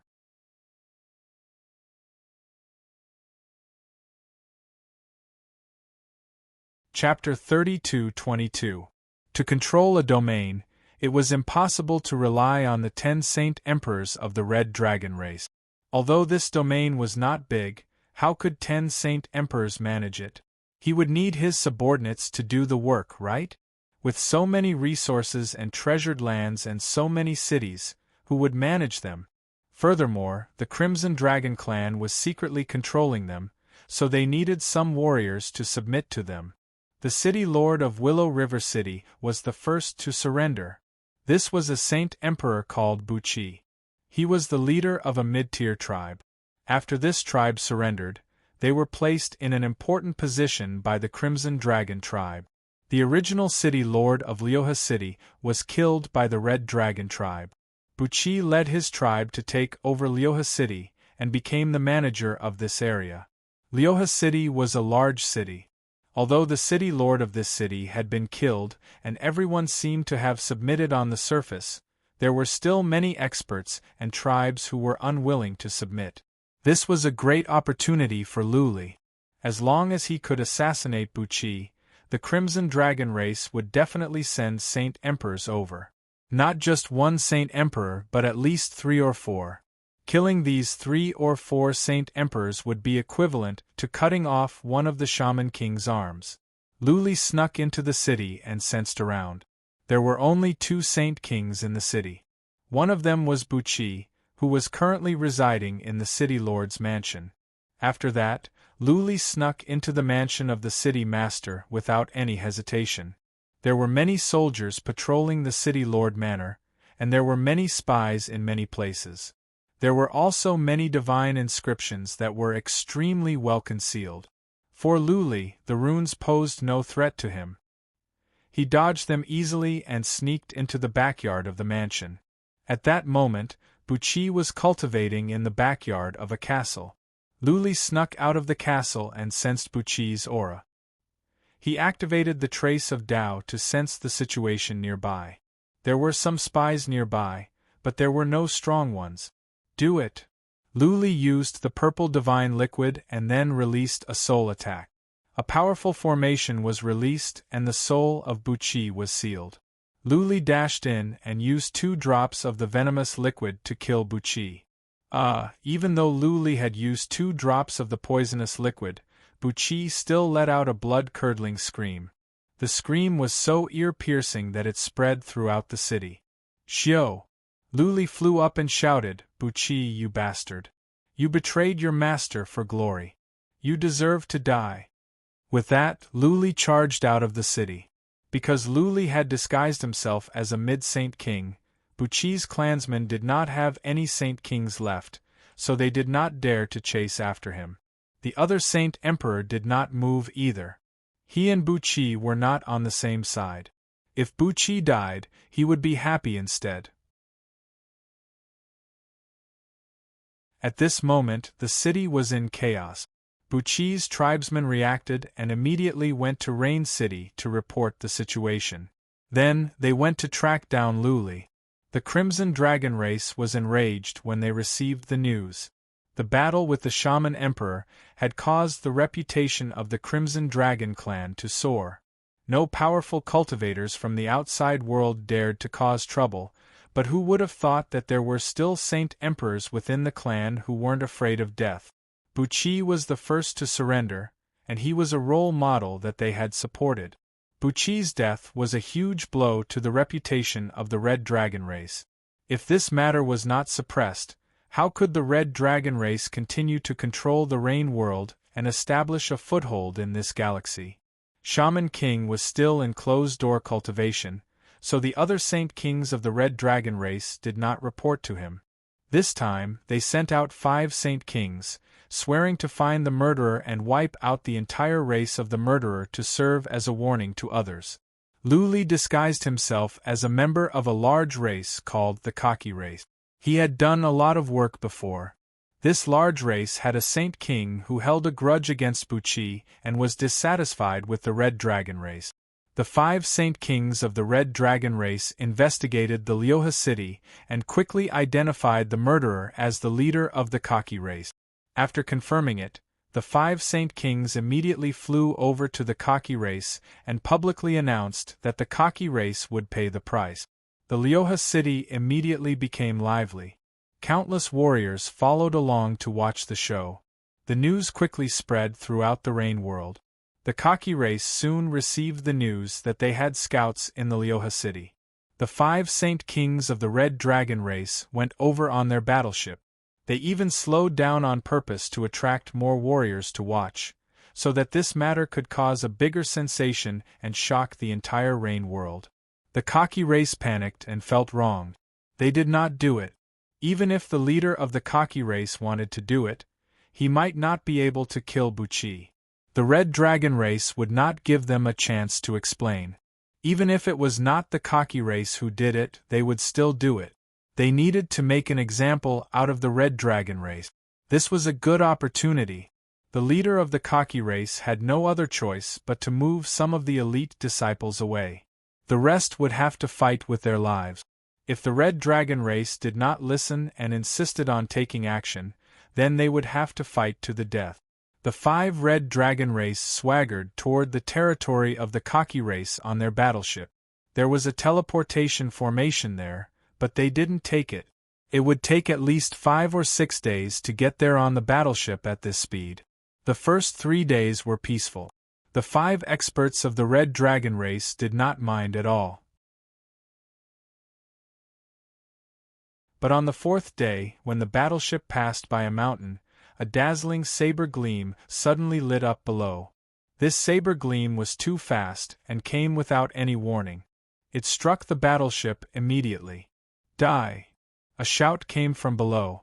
Then, an expert rushed up violently. He looked like Householder Jinshan. His aura was very violent and frightening. Householder Jinshan?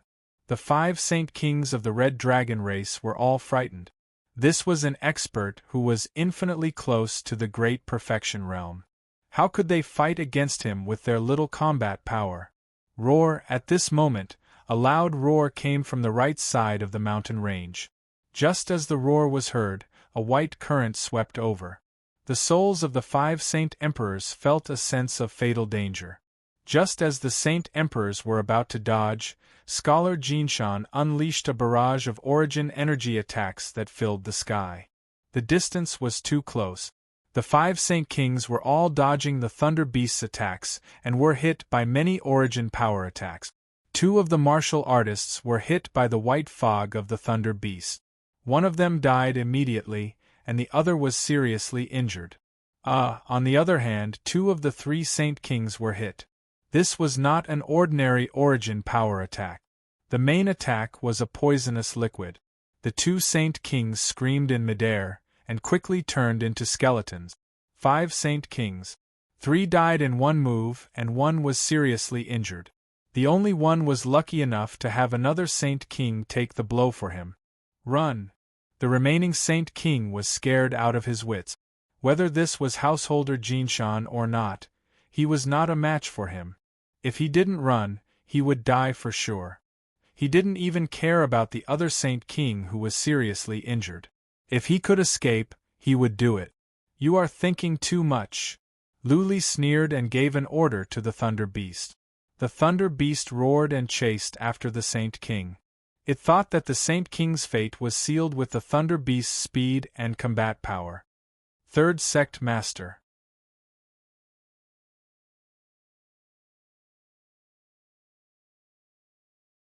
Chapter 32-23. The 5 Saint Emperors had been completely annihilated. They had died a thorough death, and not even their corpses remained. It couldn't be any more tragic. Luli left as soon as he finished off the 5 Saint Kings. He believed that the Shaman Emperor would arrive very soon. Once the Shaman Emperor arrived, he wouldn't be able to escape even if he wanted to. Luli left stealthily, but he did not leave this realm. Instead, he went to a small city near Lioha City. As long as he didn't come face to face with this person who was infinitely close to becoming a paragon, the possibility of his identity being exposed was very low. The reason why he went to a small city near Willow River City was so that it would be convenient for him to gather information. Then, he would look for an opportunity to kill a few more Crimson Dragon Elders. The Red Dragon race did not completely control the Rain World. The situation in the Rain World was also very complicated. It was actually very suitable for hiding. The matter of the 5 Saint Emperors being killed was quickly discovered, because there were many scouts following behind the warship. The roar of the Leiyu beast was very loud, so the scouts following behind all heard it. They waited for a long time before daring to go over, only to find 2 corpses and 3 skeletons. Luli kept the interspatial ring, but the wreckage of the battleship and the 2 corpses all proved one thing. The 5 Saint Kings of the Crimson Dragon race had been killed. They had been killed in a very short period of time, and some of them had been killed instantly. The Crimson Dragon clan quickly found out that these 5 Saint Emperors had been killed. All the Saint Emperors had left behind their personal jade talismans. Once they died in battle, the Crimson Dragon clan would immediately know. When the Red Dragon clan of Rain City knew about the situation, they immediately woke up the Shaman Emperor who was in seclusion to heal his injuries. The Wizard Emperor's injuries had yet to fully recover, but when he heard the news, he flew into a rage and brought all the experts to Lioha City personally. After investigating the battlefield for a while, the Wizard Emperor immediately determined that this wasn't the work of Householder Jinshan, but another mysterious powerhouse. Moreover, there was only one person, but he had a very strong spirit beast. The Shaman Emperor had issued a summon, calling the entire Rain world to search for the culprit. The Shaman Emperor had personally promised that if anyone could find the culprit, he would gift 10 domains to them. The entire Rain world was divided into 100 regions, and the Shaman Emperor had sent out 10 regions in one go. At the same time, he was also sending out a signal to all the clans in the Rain world. This was a signal for them to take the initiative to surrender.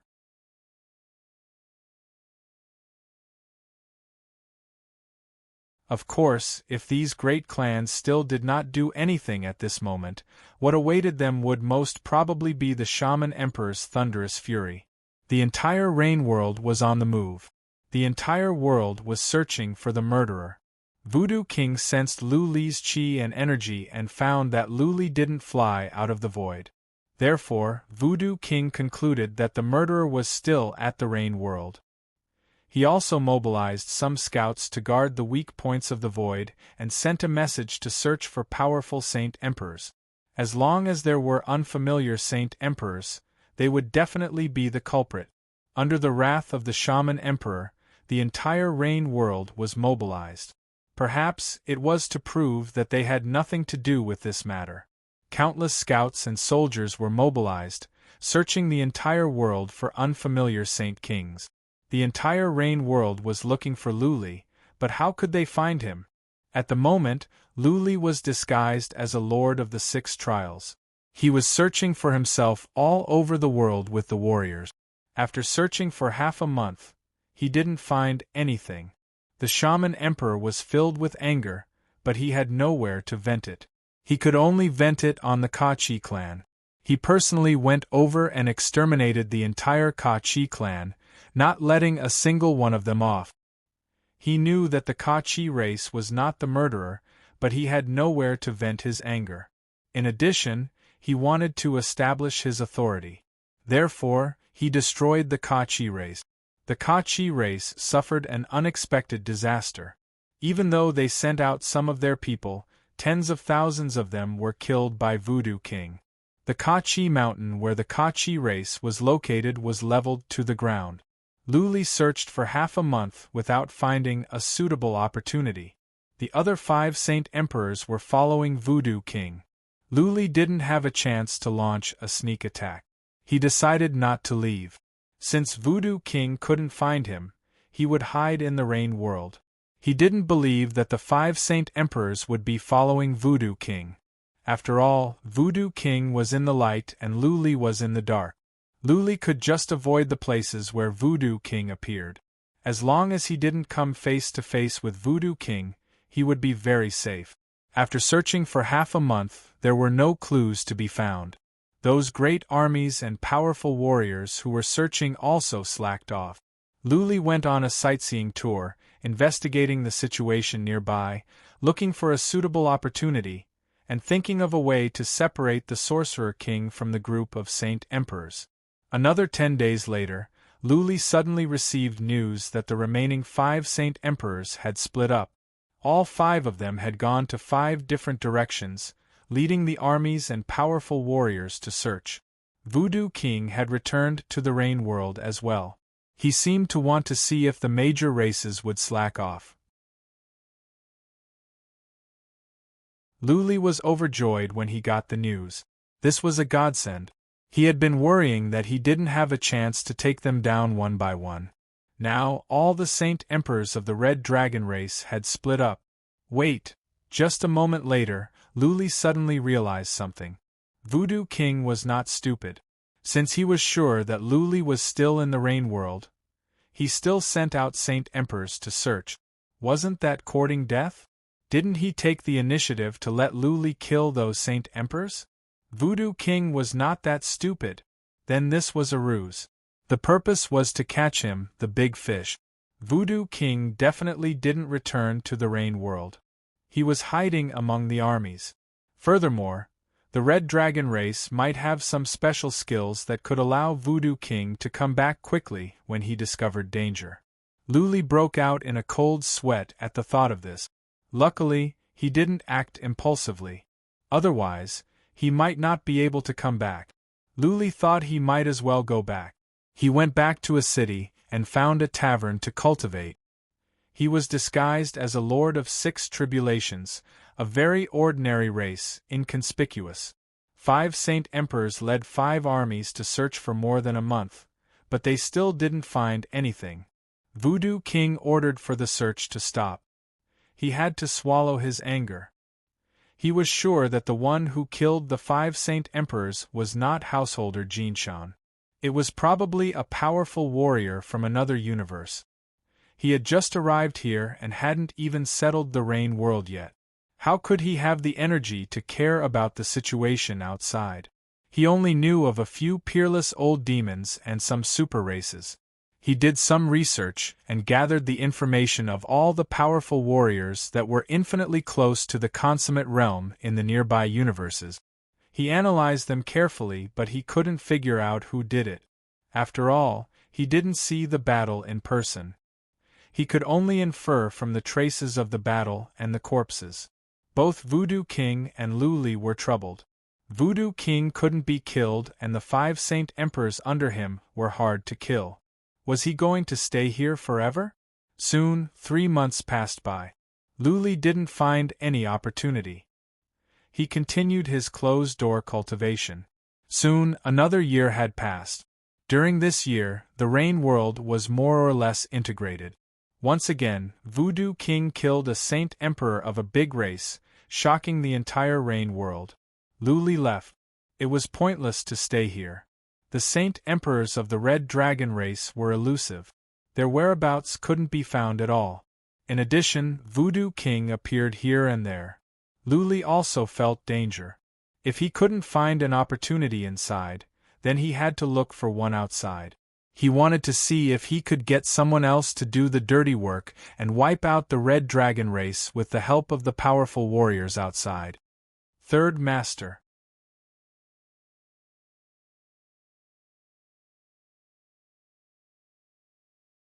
Chapter 32-24. Back at the Universe Realm, Luli gathered information from nearby universes and began to analyze. To kill Sorcerer King, he had to rely on the power of those warriors who were close to the absolute completion.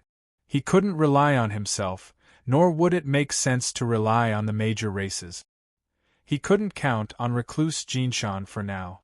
Without a good chance, Recluse Jinshan wouldn't do anything. What Luli needed to do was to create this chance so that Recluse Jinshan could join in. He read the information carefully. After 3 times, he locked onto an old demon. This old demon was very close to the absolute completion. He wasn't particularly strong, even weaker than Recluse Jinshan. The key point was that this old demon came from a major race, a super one at that. There were 3 powerful warriors who were very close to the absolute completion. This old demon didn't have a good relationship with the race. He had basically parted ways with the race. But if something happened to this old demon, the race wouldn't sit idly by. This old demon was called the Rainbow Demon. He occupied a universe here and had dozens of wives, but he only had one son. This son was born 1,000 years ago. It was said that he might not be his son because the son didn't look like him at all. But the Rainbow Demon still doted on this son. What Luli needed to do was to kill the son of the Rainbow Demon and divert the trouble to someone else. He wanted the Rainbow Demon to make trouble for the Voodoo King. As long as the 2 sides fought, no matter what the final result would be, the Voodoo King would be in big trouble. But there was a problem. How could he convince the Rainbow Demon that his son was killed by the Red Dragon race? The Rainbow Demon was not stupid. The Red Dragon race only had several Saint Emperors and they didn't come out. Anyone would suspect this was a conspiracy if a Saint Emperor of the Red Dragon race suddenly appeared and killed his son. Luli didn't feel guilty about killing the Rainbow Demon's son because the Rainbow Demon's son was a piece of trash. Relying on the Rainbow Demon's favor, he had harmed countless warriors, especially female warriors. God knew how many of them were tortured to death by him. According to the latest information, the Rainbow Demon's son was in the Universe City right now. The key was to find an excuse to kill the Rainbow Demon's son and let him be sure that it was the Red Dragon race. Women. Luli had a general idea of what to do. He thought for a while and went out to look for the Rainbow Demon's son. In a couple of days, Luli found Hong Huan, the son of the Rainbow Demon. He was enjoying himself in the largest brothel in the Universe City. After following Hong Huan for a few days, Luli began to look for pretty girls. He left Cosmos Earth City and went to another realm. He found a very famous brothel and spent a huge amount of money to buy one of its top girls. The main character he bought was from a special race, and he had just been sold here not long ago, so Hong Huan definitely wouldn't recognize him. This woman was very pure and had a special temperament.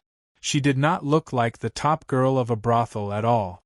The woman was a little scared. If the person who bought her was a pervert, then her life would be worse than staying in a brothel. Luli took her back to the universe and locked her up in a castle. Then, he began to communicate with her. This woman was called Yuji. She had a pitiful life. She was the princess of a small tribe, but after her tribe was exterminated, she became a slave and was tortured to the point of going crazy. Do you want to regain your freedom? Live the life you want? Luli asked in a deep and determined voice. Yueji's eyes glowed. Then she said timidly, Master, I will be free. Wrong. Luli put on a gentle smile and said, Don't be afraid. How about we make a deal? If you do something for me, I will give you 10 million celestial stones and set you free. You can go wherever you want. Don't worry. After this is done, I will leave as well. I will not make things difficult for you. Also, with my abilities, I don't need to lie to you. I can kill you easily, can't I? Yuji was scared. She lowered her head and asked after a moment of silence, Master, what do you need me to do? I don't know anything. It's simple. Luli put on a kind smile and said, Put on a show for me.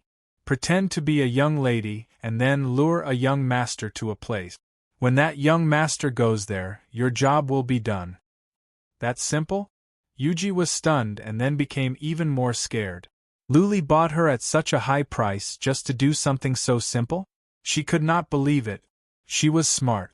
The more she thought about it, the more scared she was. That's simple. Luli said in a relaxed tone, Don't be nervous. Think about it. How many times have you almost died in your life? How much humiliation have you suffered? What could be worse than the past? You have nothing to lose. How about you trust me this once? If you can complete the task I give you, you will have a new life. Look into my eyes. I will not lie to you. Yuji looked up at Luli for a while. Eventually, she made up her mind and nodded. Master, I will do it. I just hope that after you die, you will not kill me. Don't worry. Luli nodded and said, I have killed many warriors in my life, but few women. Also, I am a man of principle. After Yuji's job was done, the rest was easy. Luli spent several days making arrangements. He taught Yuji some things and forged an identity for her. Making sure that everything was okay, Luli left with Yuji and ran into Hong Huan, by chance. Yuji's special temperament, her beautiful appearance, her delicate and vulnerable look successfully attracted Hong Huan's attention. Luli was playing the role of Yuji's bodyguard. He was only at the later stage of the Emperor realm, while Hong Huan had a bodyguard at the initial stage of the Saint King realm. Yuji's panic successfully triggered Hong Huan's animal nature. If they were not at the Universe City, Hong Huan would have forced himself on her. Under a well-planned plan, Hong Huan took the bait. He tried many ways to pursue Yuji, but Yuji kept giving in and turning him down. She even asked for help from the army of the Universe City. In the end, Yuji teleported to the Rain World with Luli in a panic. Hong Huan, who failed, was lured to the Rain World as well. Hong Huan wanted to go to Yuji's race and ask for her hand in marriage. Given his status, Yuji's race shouldn't be able to turn him down. But Hong Huan died on the third day in the Rain World. He died outside a small city. Even his Saint King bodyguard died. Many warriors outside the city saw this scene.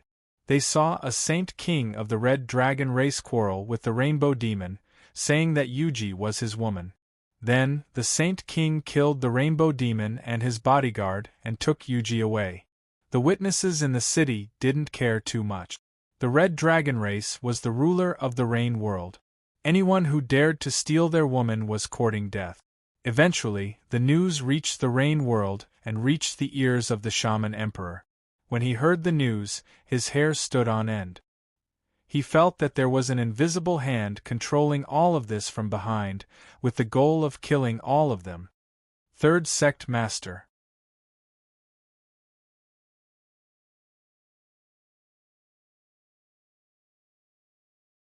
Chapter 32-25.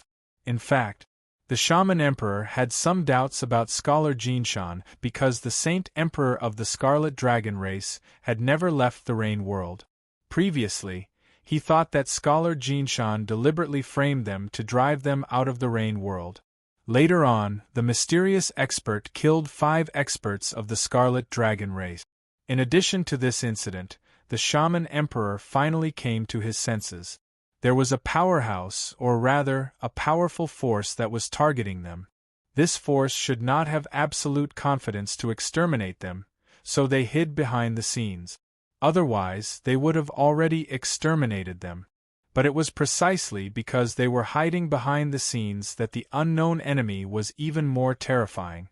Because they had just arrived, they did not have a clear understanding of the surrounding situation. Moreover, this enemy knew how to take advantage of the situation. His methods were also very powerful. If he did not deal with it well, he would be finished. When he received the news of Hong Huan's death, the first thing he did was not to investigate the murderer, but Hong Huan's identity. Hong Huan's corpse was still there. After some identification and investigation, it was quickly confirmed. After all, Hong Huan was very famous. Rainbow Devil's son. The Shaman Emperor let out a long breath. The trouble this time seemed to be smaller.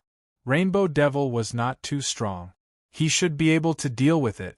His injuries had recovered a lot.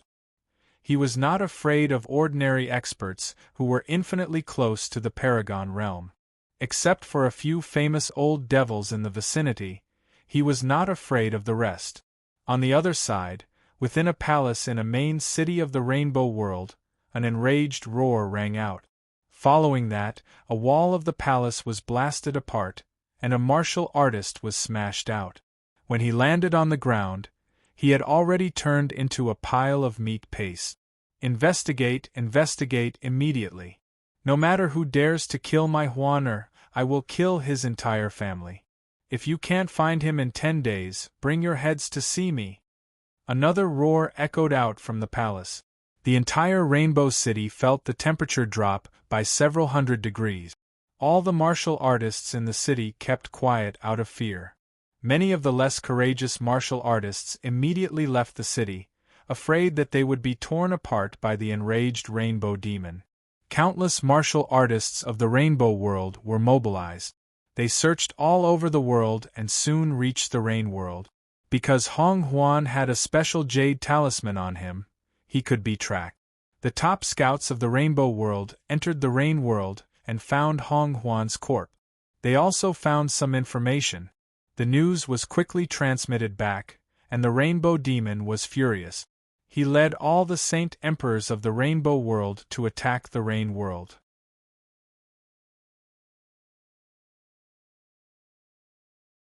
The Shaman Emperor didn't arrange anyone to monitor the situation outside, so he didn't know that the Rainbow Devil had brought a few dozen Saint Emperors to attack. However, he still knew that the Rainbow Realm scouts had entered.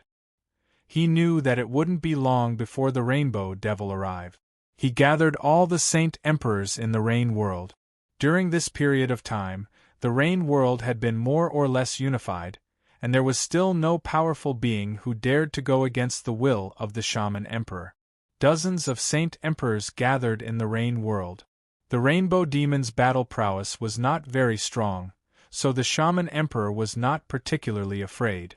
The reason why he had gathered so many Saint Emperors was also to set up a battle formation. If the Rainbow Demon wanted to talk, then they would talk. If he wanted to fight, then they would fight. He was not afraid. The Witch Emperor had also sent some scouts to the Jinshan world to monitor the situation at Householder Jinshan's side. He was afraid that Householder Jinshan would take the opportunity to make a move. At that time, he would be in danger if the two experts, who were infinitely close to the Great Perfection Realm, joined hands.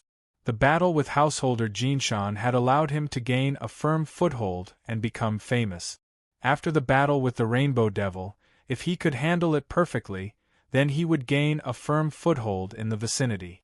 If he could find and kill the mastermind behind the scenes, then everything would be perfect.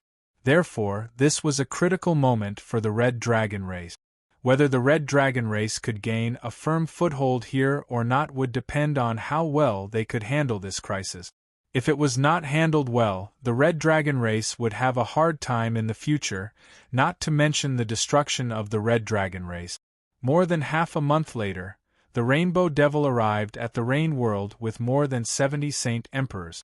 The Rainbow Realm did not have that many Saint Emperors. Some were invited by the Rainbow Devil to help. Once again, the Rain World attracted the attention of powerful forces from nearby universes. Many scouts sneaked into the Rain World to see if the Red Dragon race could survive this crisis. Luli had sneaked into the Rain World early and disguised himself as a scout of an average race. During this time, many scouts had come in, but Luli was inconspicuous. The Rain World was called the Rain World because the rainy season here was particularly long and there would be a constant drizzle. Recently, it had been raining non-stop as well. Of course, this was not a problem for powerful warriors. The rain could not even touch them. Many scouts were hiding in the mountains near the Rain City, and Luli was one of them. The Rainbow Demon and the others had already entered the Rain Immortal World. At this moment, they were flying over majestically. They had already found Hong Huan's corpse and investigated the situation clearly. Hong Huan went into the Rain World to track down a lady and then had a conflict with a Saint Emperor of the Red Dragon race. In the end, Hong Huan was killed by the Patriarch of the Red Dragon race. Many warriors in that small city saw it and there was no way to hide it. Of course, Sorcerer King didn't block the news and let it spread. The Rainbow Devil's eyes were glowing red. He was on a battleship with 2 other battleships next to it. Dozens of Saint Emperors were on 3 battleships and they flew toward the Rain World. The Rain City was ready. All the Saint Emperors of the Rain World were here. There were 50 or 60 of them in total. Scouts kept coming to report how far away the Rainbow Devil was. Sorcerer King sat quietly in a hall while the other Saint Emperors looked on emotionlessly. Many of them were glaring at the other Saint Emperors. It was obvious that the Sorcerer King had subdued all the races of the Rain World, but these Saint Emperors were not convinced and were not of the same mind as the Sorcerer King. If the Sorcerer King had the upper hand, they would definitely attack with full force. If the situation was not right, many of them would turn against the Sorcerer King. 6 hours later, the 3 battleships arrived at the city. The Rainbow Devil stood on the deck of one of the battleships. He had a stocky build, a long beard, a horn on his head, wings on his back, and a ferocious look in his tiger eyes. He didn't say anything and just stood there coldly. A Saint Emperor next to him shouted, "Sorcerer King, come out!" Swish. One by one, the Saint Emperors flew up. The Sorcerer King was the first one. He brought dozens of Saint Emperors and flew out of the city slowly. When they arrived at the south of the city, he looked at the Rainbow Devil calmly and said, "Rainbow Devil, right? Your son died in the Rain World. We are sad too. However, I want you to calm down. This matter isn't as simple as you think." The Rainbow Devil was expressionless. He paused for a moment and said, "This old one is very calm. Therefore, I haven't made a move yet. Since you said that it isn't as simple as it seems, then give this old one an explanation. If this explanation is not satisfactory, this old one will tear down this rain city of yours today."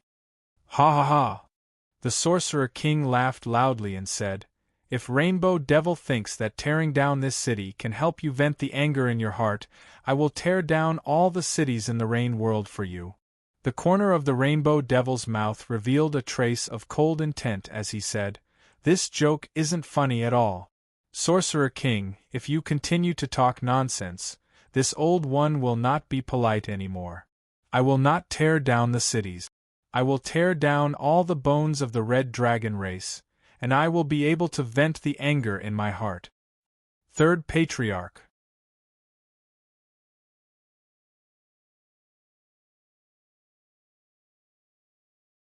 Chapter 32-26. The Rainbow Demon had some understanding of the Shaman King's combat strength. Scholar Jinshan was stronger than him, so was the Shaman King. However, he wasn't afraid. His only son was killed. Even if he had to fight to the death, he wouldn't hesitate. Of course, if the Shaman King could hand over the murderer and give him a satisfactory way out, he might take a step back. Therefore, he wasn't in a hurry but waited for the Shaman King's explanation. The Shaman King also understood that the murderer wasn't from the Red Dragon race. How could he hand it over? Could he simply hand over an elder to die? How could he survive here? He might as well leave the heavenly chaotic star regions with his clansmen. He was silent for a moment before he said with certainty, "Rainbow Demon, regardless of whether you believe me or not, I still have to say this: your son was not killed by our Crimson Dragon race. This was a trap set up by someone else. If you start a war with me, it will only bring pain to our loved ones and pleasure to our enemies. You don't want your son's murderer to go unpunished and watch us fight to the death, right? Then tell me who the murderer is." The Rainbow Demon said coldly, "As long as you tell me who the murderer is and give me enough evidence, I will retreat immediately. Otherwise, don't say such childish words. It's meaningless." The Shaman King shook his head and said, "There is no evidence, and you probably won't believe the evidence I give. In fact, the day your son died, 5 Saint Emperors and I were in the Rain World City. Many martial artists in the city can testify for us. Besides, for a woman, you killed your son? Do you think this is credible? I have investigated this woman and found that she isn't from the Rain World." The Rainbow Demon shook his head expressionlessly and said, "What you said is meaningless. If you have nothing else to say, then give me an explanation."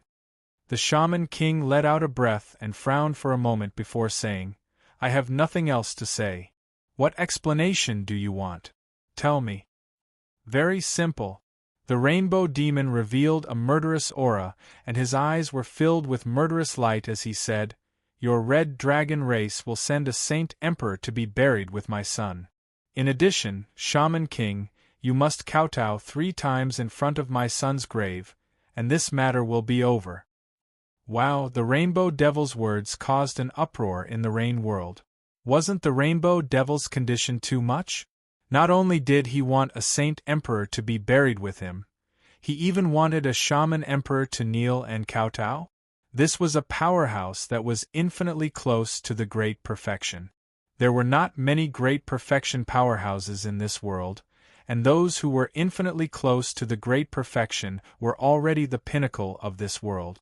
Such an expert actually knelt down to pay respect to a dead man? This made him feel even worse than killing the Shaman Emperor. No! The Shaman Emperor practically didn't even consider as he shouted out in a deep voice, "This condition of yours is too much, forgive me for being unable to comply." Not to mention the fact that they had to kneel down and kowtow to Ji Hao. Even if they had to hand over a Saint Emperor, the Magus Emperor would definitely not be happy about it. They didn't do this, yet they had to take the blame? In the future, if anyone's pet died, wouldn't the Crimson Dragon tribe have to pay with their lives? A saber appeared in the Rainbow Demon's hand. With a murderous aura, he asked, "Then we won't talk anymore? Let's see who's the real deal?" All right. The shaman emperor nodded and took out his weapon as well, saying, "Just the two of us? Why don't your subordinates just watch from the side to avoid too many innocent people?" Ah! The rainbow demon laughed loudly and said with a sneer, "Do you think this is a game? Or do you want me to come and play with you? Saint Emperors of the Rain World, listen up. This has nothing to do with you. Those who don't retreat will be killed without mercy." After saying that, the rainbow demon roared and his body expanded. The wings on his back became several times bigger, and spikes appeared on many parts of his body. He changed back to the appearance of his tribe, and his aura was extremely ferocious. He roared and charged over. The shaman emperor had no other choice but to fight. The experts from the rainbow world also charged over. The few Crimson Dragon tribe doyens immediately fought. The other experts gritted their teeth and had to fight first. Otherwise, the shaman emperor would get even with them later. Hundreds of Saint Emperors started to fight. Luckily, they were a little far from Rain City. Otherwise, the repercussions of their attacks would probably destroy Rain City. However, the battle here caused panic in the city. Many martial artists and soldiers in the city rushed towards the north of the city, fleeing the vicinity quickly. Otherwise, if they were hit by the repercussions of the attacks of these experts, they would probably be smashed into pieces. Boom, boom, boom, a great battle broke out. Hundreds of Saint Emperors fought. The sky nearby was torn apart, and bottomless ravines appeared on the ground. The horrifying gale flattened several hills nearby. The ground was scraped off, and dust billowed, covering the sky and the earth. The horrifying might spread across the wilderness. The scouts hiding nearby retreated again and again, but many of them were still affected. Luli also retreated. He was not in the mood to watch the battle, because he knew that the rainbow demon was no match for the shaman emperor. What he cared about was householder Jinshan. If householder Jinshan came out, then the shaman emperor might be killed. If not, then the rainbow demon would definitely lose. Very quickly there were casualties. This was because the group of Saint Emperors from the Rainbow Realm had become ruthless. They were very clear about the temper of the Rainbow Demon. If they didn't perform well in this battle and the Rainbow Demon didn't die, their days would be very difficult. On the other hand, the Saint Emperors from the Rain World did not put in so much effort. They were all observing the situation. If the situation was not right, they would retreat at once. The Saint Emperors from the Rainbow World had more Saint Emperors, so the battle was naturally one-sided. The 5 from the Red Dragon race were miserable because they were the main force, and also the main targets of the Rainbow World's experts. In an hour, a Red Dragon race elder was killed, and 4 Saint Emperors from the Rain World died. The number of injured Saint Emperors reached more than 20. On the Rainbow World side, only 1 Saint Emperor died, and more than 10 were injured. In the sky, the Rainbow Demon and the Shaman Emperor were fighting bitterly. When the Rainbow Demon saw that one of his Saint Emperors was dead and the other 4 were injured, he was instantly enraged. If this went on, his remaining 4 clansmen would all die.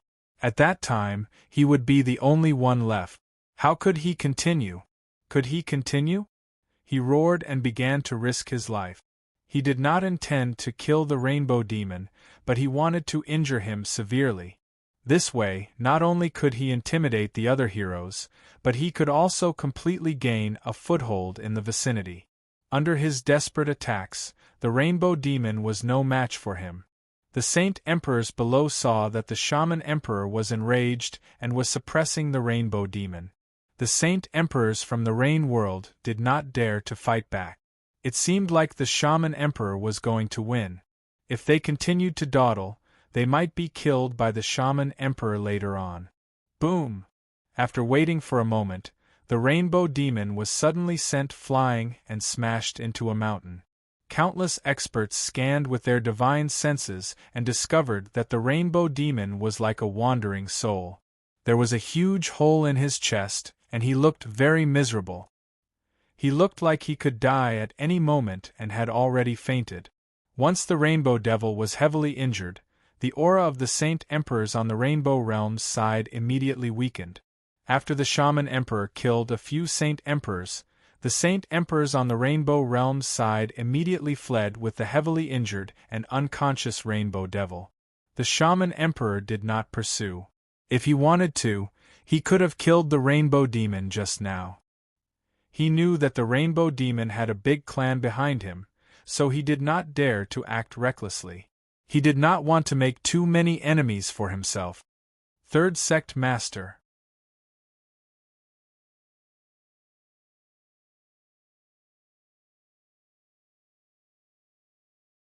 Chapter 32-27. This was the end of a spectacular battle. Thanks to Sorcerer King's absolute strength and restraint, there were not many casualties, which disappointed many onlookers. They had thought that at least dozens of warriors would die, or at least one warrior that was infinitely close to the consummate realm would die. Only then would it be interesting and shocking enough. Those onlookers were not the only ones who were disappointed. Luli was also disappointed. He had painstakingly planned a show, but it didn't meet his expectations. Recluse Jinshan didn't come and Sorcerer King didn't die. Even if the Rainbow Demon was killed, it would be a good ending. Powerful warriors of the Rainbow Demon species would come and Sorcerer King would still be in trouble. What to do? What to do? Luli murmured worriedly. Watching the warriors of the Rainbow Universe evacuate with the unconscious Rainbow Demon, his eyes were filled with anxiety. He looked around to see if Recluse Jinshan would show up. The battle was over and Sorcerer King didn't suffer any serious injuries. Even if Recluse Jinshan was hiding nearby, he wouldn't come out. The powerful warriors and restraint of Sorcerer King had wasted Luli's long time planning. Such a chance was hard to come by. Next time it would be difficult. Once Sorcerer King had a firm foothold here, the Red Dragon race might send more warriors over. By then it would be Luli's turn to suffer. No. Luli clenched his teeth and made up his mind. He looked to the sky. Did he just see that the Rainbow Demon was unconscious? Could he find a chance to kill the Rainbow Demon? And then frame Sorcerer King? This is a chance, my only chance. Luli flew up. He did things swiftly and decisively. He quickly went out of the Rain World. At this moment, many scouts were flying out as well. Luli was inconspicuous and didn't even need to hide. After leaving the Rain World, Luli didn't dare to take the Holy Mountain. He just flew quickly. However, he changed his appearance to that of a Saint King and flew toward the Universe World as fast as he could. That was right. He was not going to the Rainbow Universe. Only by using the Holy Mountain could he catch up with the Rainbow Demon. It would be faster for him to go to the Universe World and then take the teleportation formation. He had two plans. The first was to take the Holy Mountain to catch up and kill them directly. But there were dozens of Saint Kings over there. Luli wasn't so sure. Also, the enemies might have super battleships that could be as fast as the Holy Mountain. How could he catch up? The second plan was for him to take the teleportation formation to the Rainbow Domain. Under normal circumstances, when the group of experts arrived at the Rainbow Domain, there would definitely be a portion of them that would scatter. At most, there would be a few Saint Emperors that would escort the Rainbow Devil back. After all, he was in his own territory. Therefore, if Luli went to the Rainbow region earlier, he would have a greater chance. But there was a problem. It would take more than half a month to get to the Rainbow region. If the Rainbow Demon woke up, then Luli would have no chance. If the Rainbow Demon was awake, even if it was badly injured, it was not something that Luli could kill with a sneak attack. A starving camel was still bigger than a horse. The Rainbow Demon could kill Luli with a simple move. It all depended on luck and whether the Rainbow Devil's injuries were severe enough. Most importantly, it depended on whether the Rainbow Devil's soul spirit was injured. If it was just a physical injury, then with the self-recovery ability of his physical body, He would probably wake up in a few days. That being said, there was still hope for Luli. The rainbow demon had passed out. If it were not for the fact that his soul was injured, he wouldn't have passed out on the spot no matter how badly injured he was. The rainbow demon was like a ghost that could die at any moment. Luli arrived at the heaven and earth world as fast as he could. The heaven and earth world was the center of the nearby area. Many universes had teleportation formations. Luli spent some celestial stones to teleport over. In the Rainbow City, Luli disguised himself as an average Emperor Realm warrior, which was not eye-catching. The Rainbow City had not received any news yet. The city was not on guard. Luli successfully hid in the city. Since Luli teleported over, it only took him half a month. The Rainbow Demon and the others had not come back yet. Luli waited in the Rainbow City, keeping an eye on a huge castle at the north of the city. 5 days later, a huge battleship came over and flew directly to the castle at the north. Luli sensed at once. Soon, he was shocked. He was overjoyed.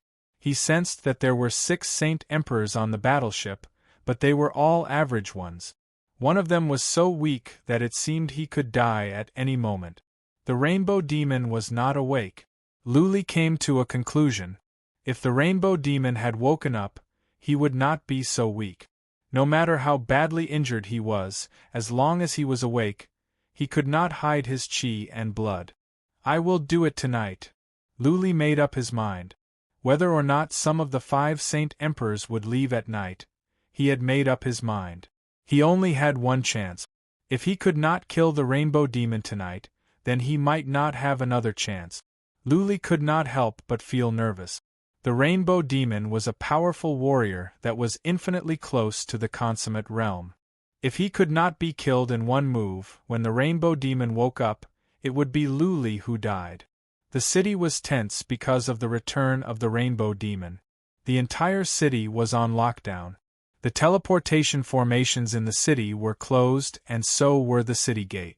The manor at the north was patrolled by teams of warriors throughout the night. Any warrior that dared to come close would be attacked. Soon night fell.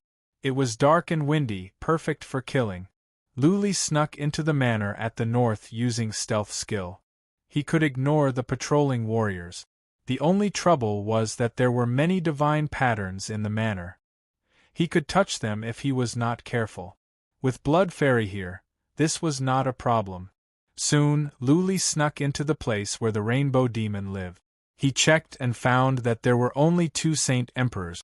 The Rainbow Demon's energy was still weak, almost indiscernible. It is okay. Luli was relieved that there were only 2 Saint Emperors. He could not use the Tribulation Thunder Beast here. He had to rely on the purple divine liquid and the venom. Since he had to disguise himself as a Sorcerer King, he could not use the Tribulation Thunder Beast. As he continued to approach, he sensed the situation inside. Outside a castle, after confirming that there were no other experts hiding nearby, he immediately used the purple divine liquid and refined 3 drops at once. Afterwards, he released a spirit formation technique and attacked a Saint Emperor sitting cross-legged inside. 2 Saint Emperors were chatting. All of a sudden, one of them closed his eyes and froze. He could not move. The other Saint Emperor noticed something was wrong. Alarmed, he asked, "Brother Yang, what is it?" Buzzing, Luli used formations again. The other Saint Emperor's soul was sealed as well. Luli came out in the guise of a Sorcerer King. He dashed over. A drop of red venom appeared in his hand. He did not mind the 2 Saint Emperors. Instead, he smashed the drop of venom at the unconscious Rainbow Demon. What? When the red venom touched the Rainbow Demon, he opened his eyes all of a sudden. Maybe it was because he sensed a fatal danger. He stared at Luli, who was coming in. "Sorcerer King, you are despicable." "Ah!" the Rainbow Demon bellowed, followed by a miserable cry. Being stared at by the Rainbow Demon, Luli felt like he was being crushed by a mountain. He could not move at all. Fortunately, the poisonous liquid was effective. The Rainbow Demon screamed miserably as his body tumbled about endlessly. He had been severely injured before, and his injuries were far too severe. Although he had recovered for a period of time, he still hadn't fully recovered. At this moment, how could he withstand such a terrifying red poisonous liquid? Let's go. Luli could not care less about the Rainbow Demon's life after he realized that he was not trapped.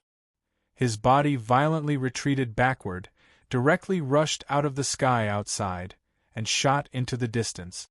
The red venom had been used. If the Rainbow Demon could not die, then Luli could not kill him. If he could, then what was he doing there? Third Master. You're tuning in to the Phoenix Knights YouTube channel. Don't forget to subscribe and join us on this journey to catch the most captivating stories.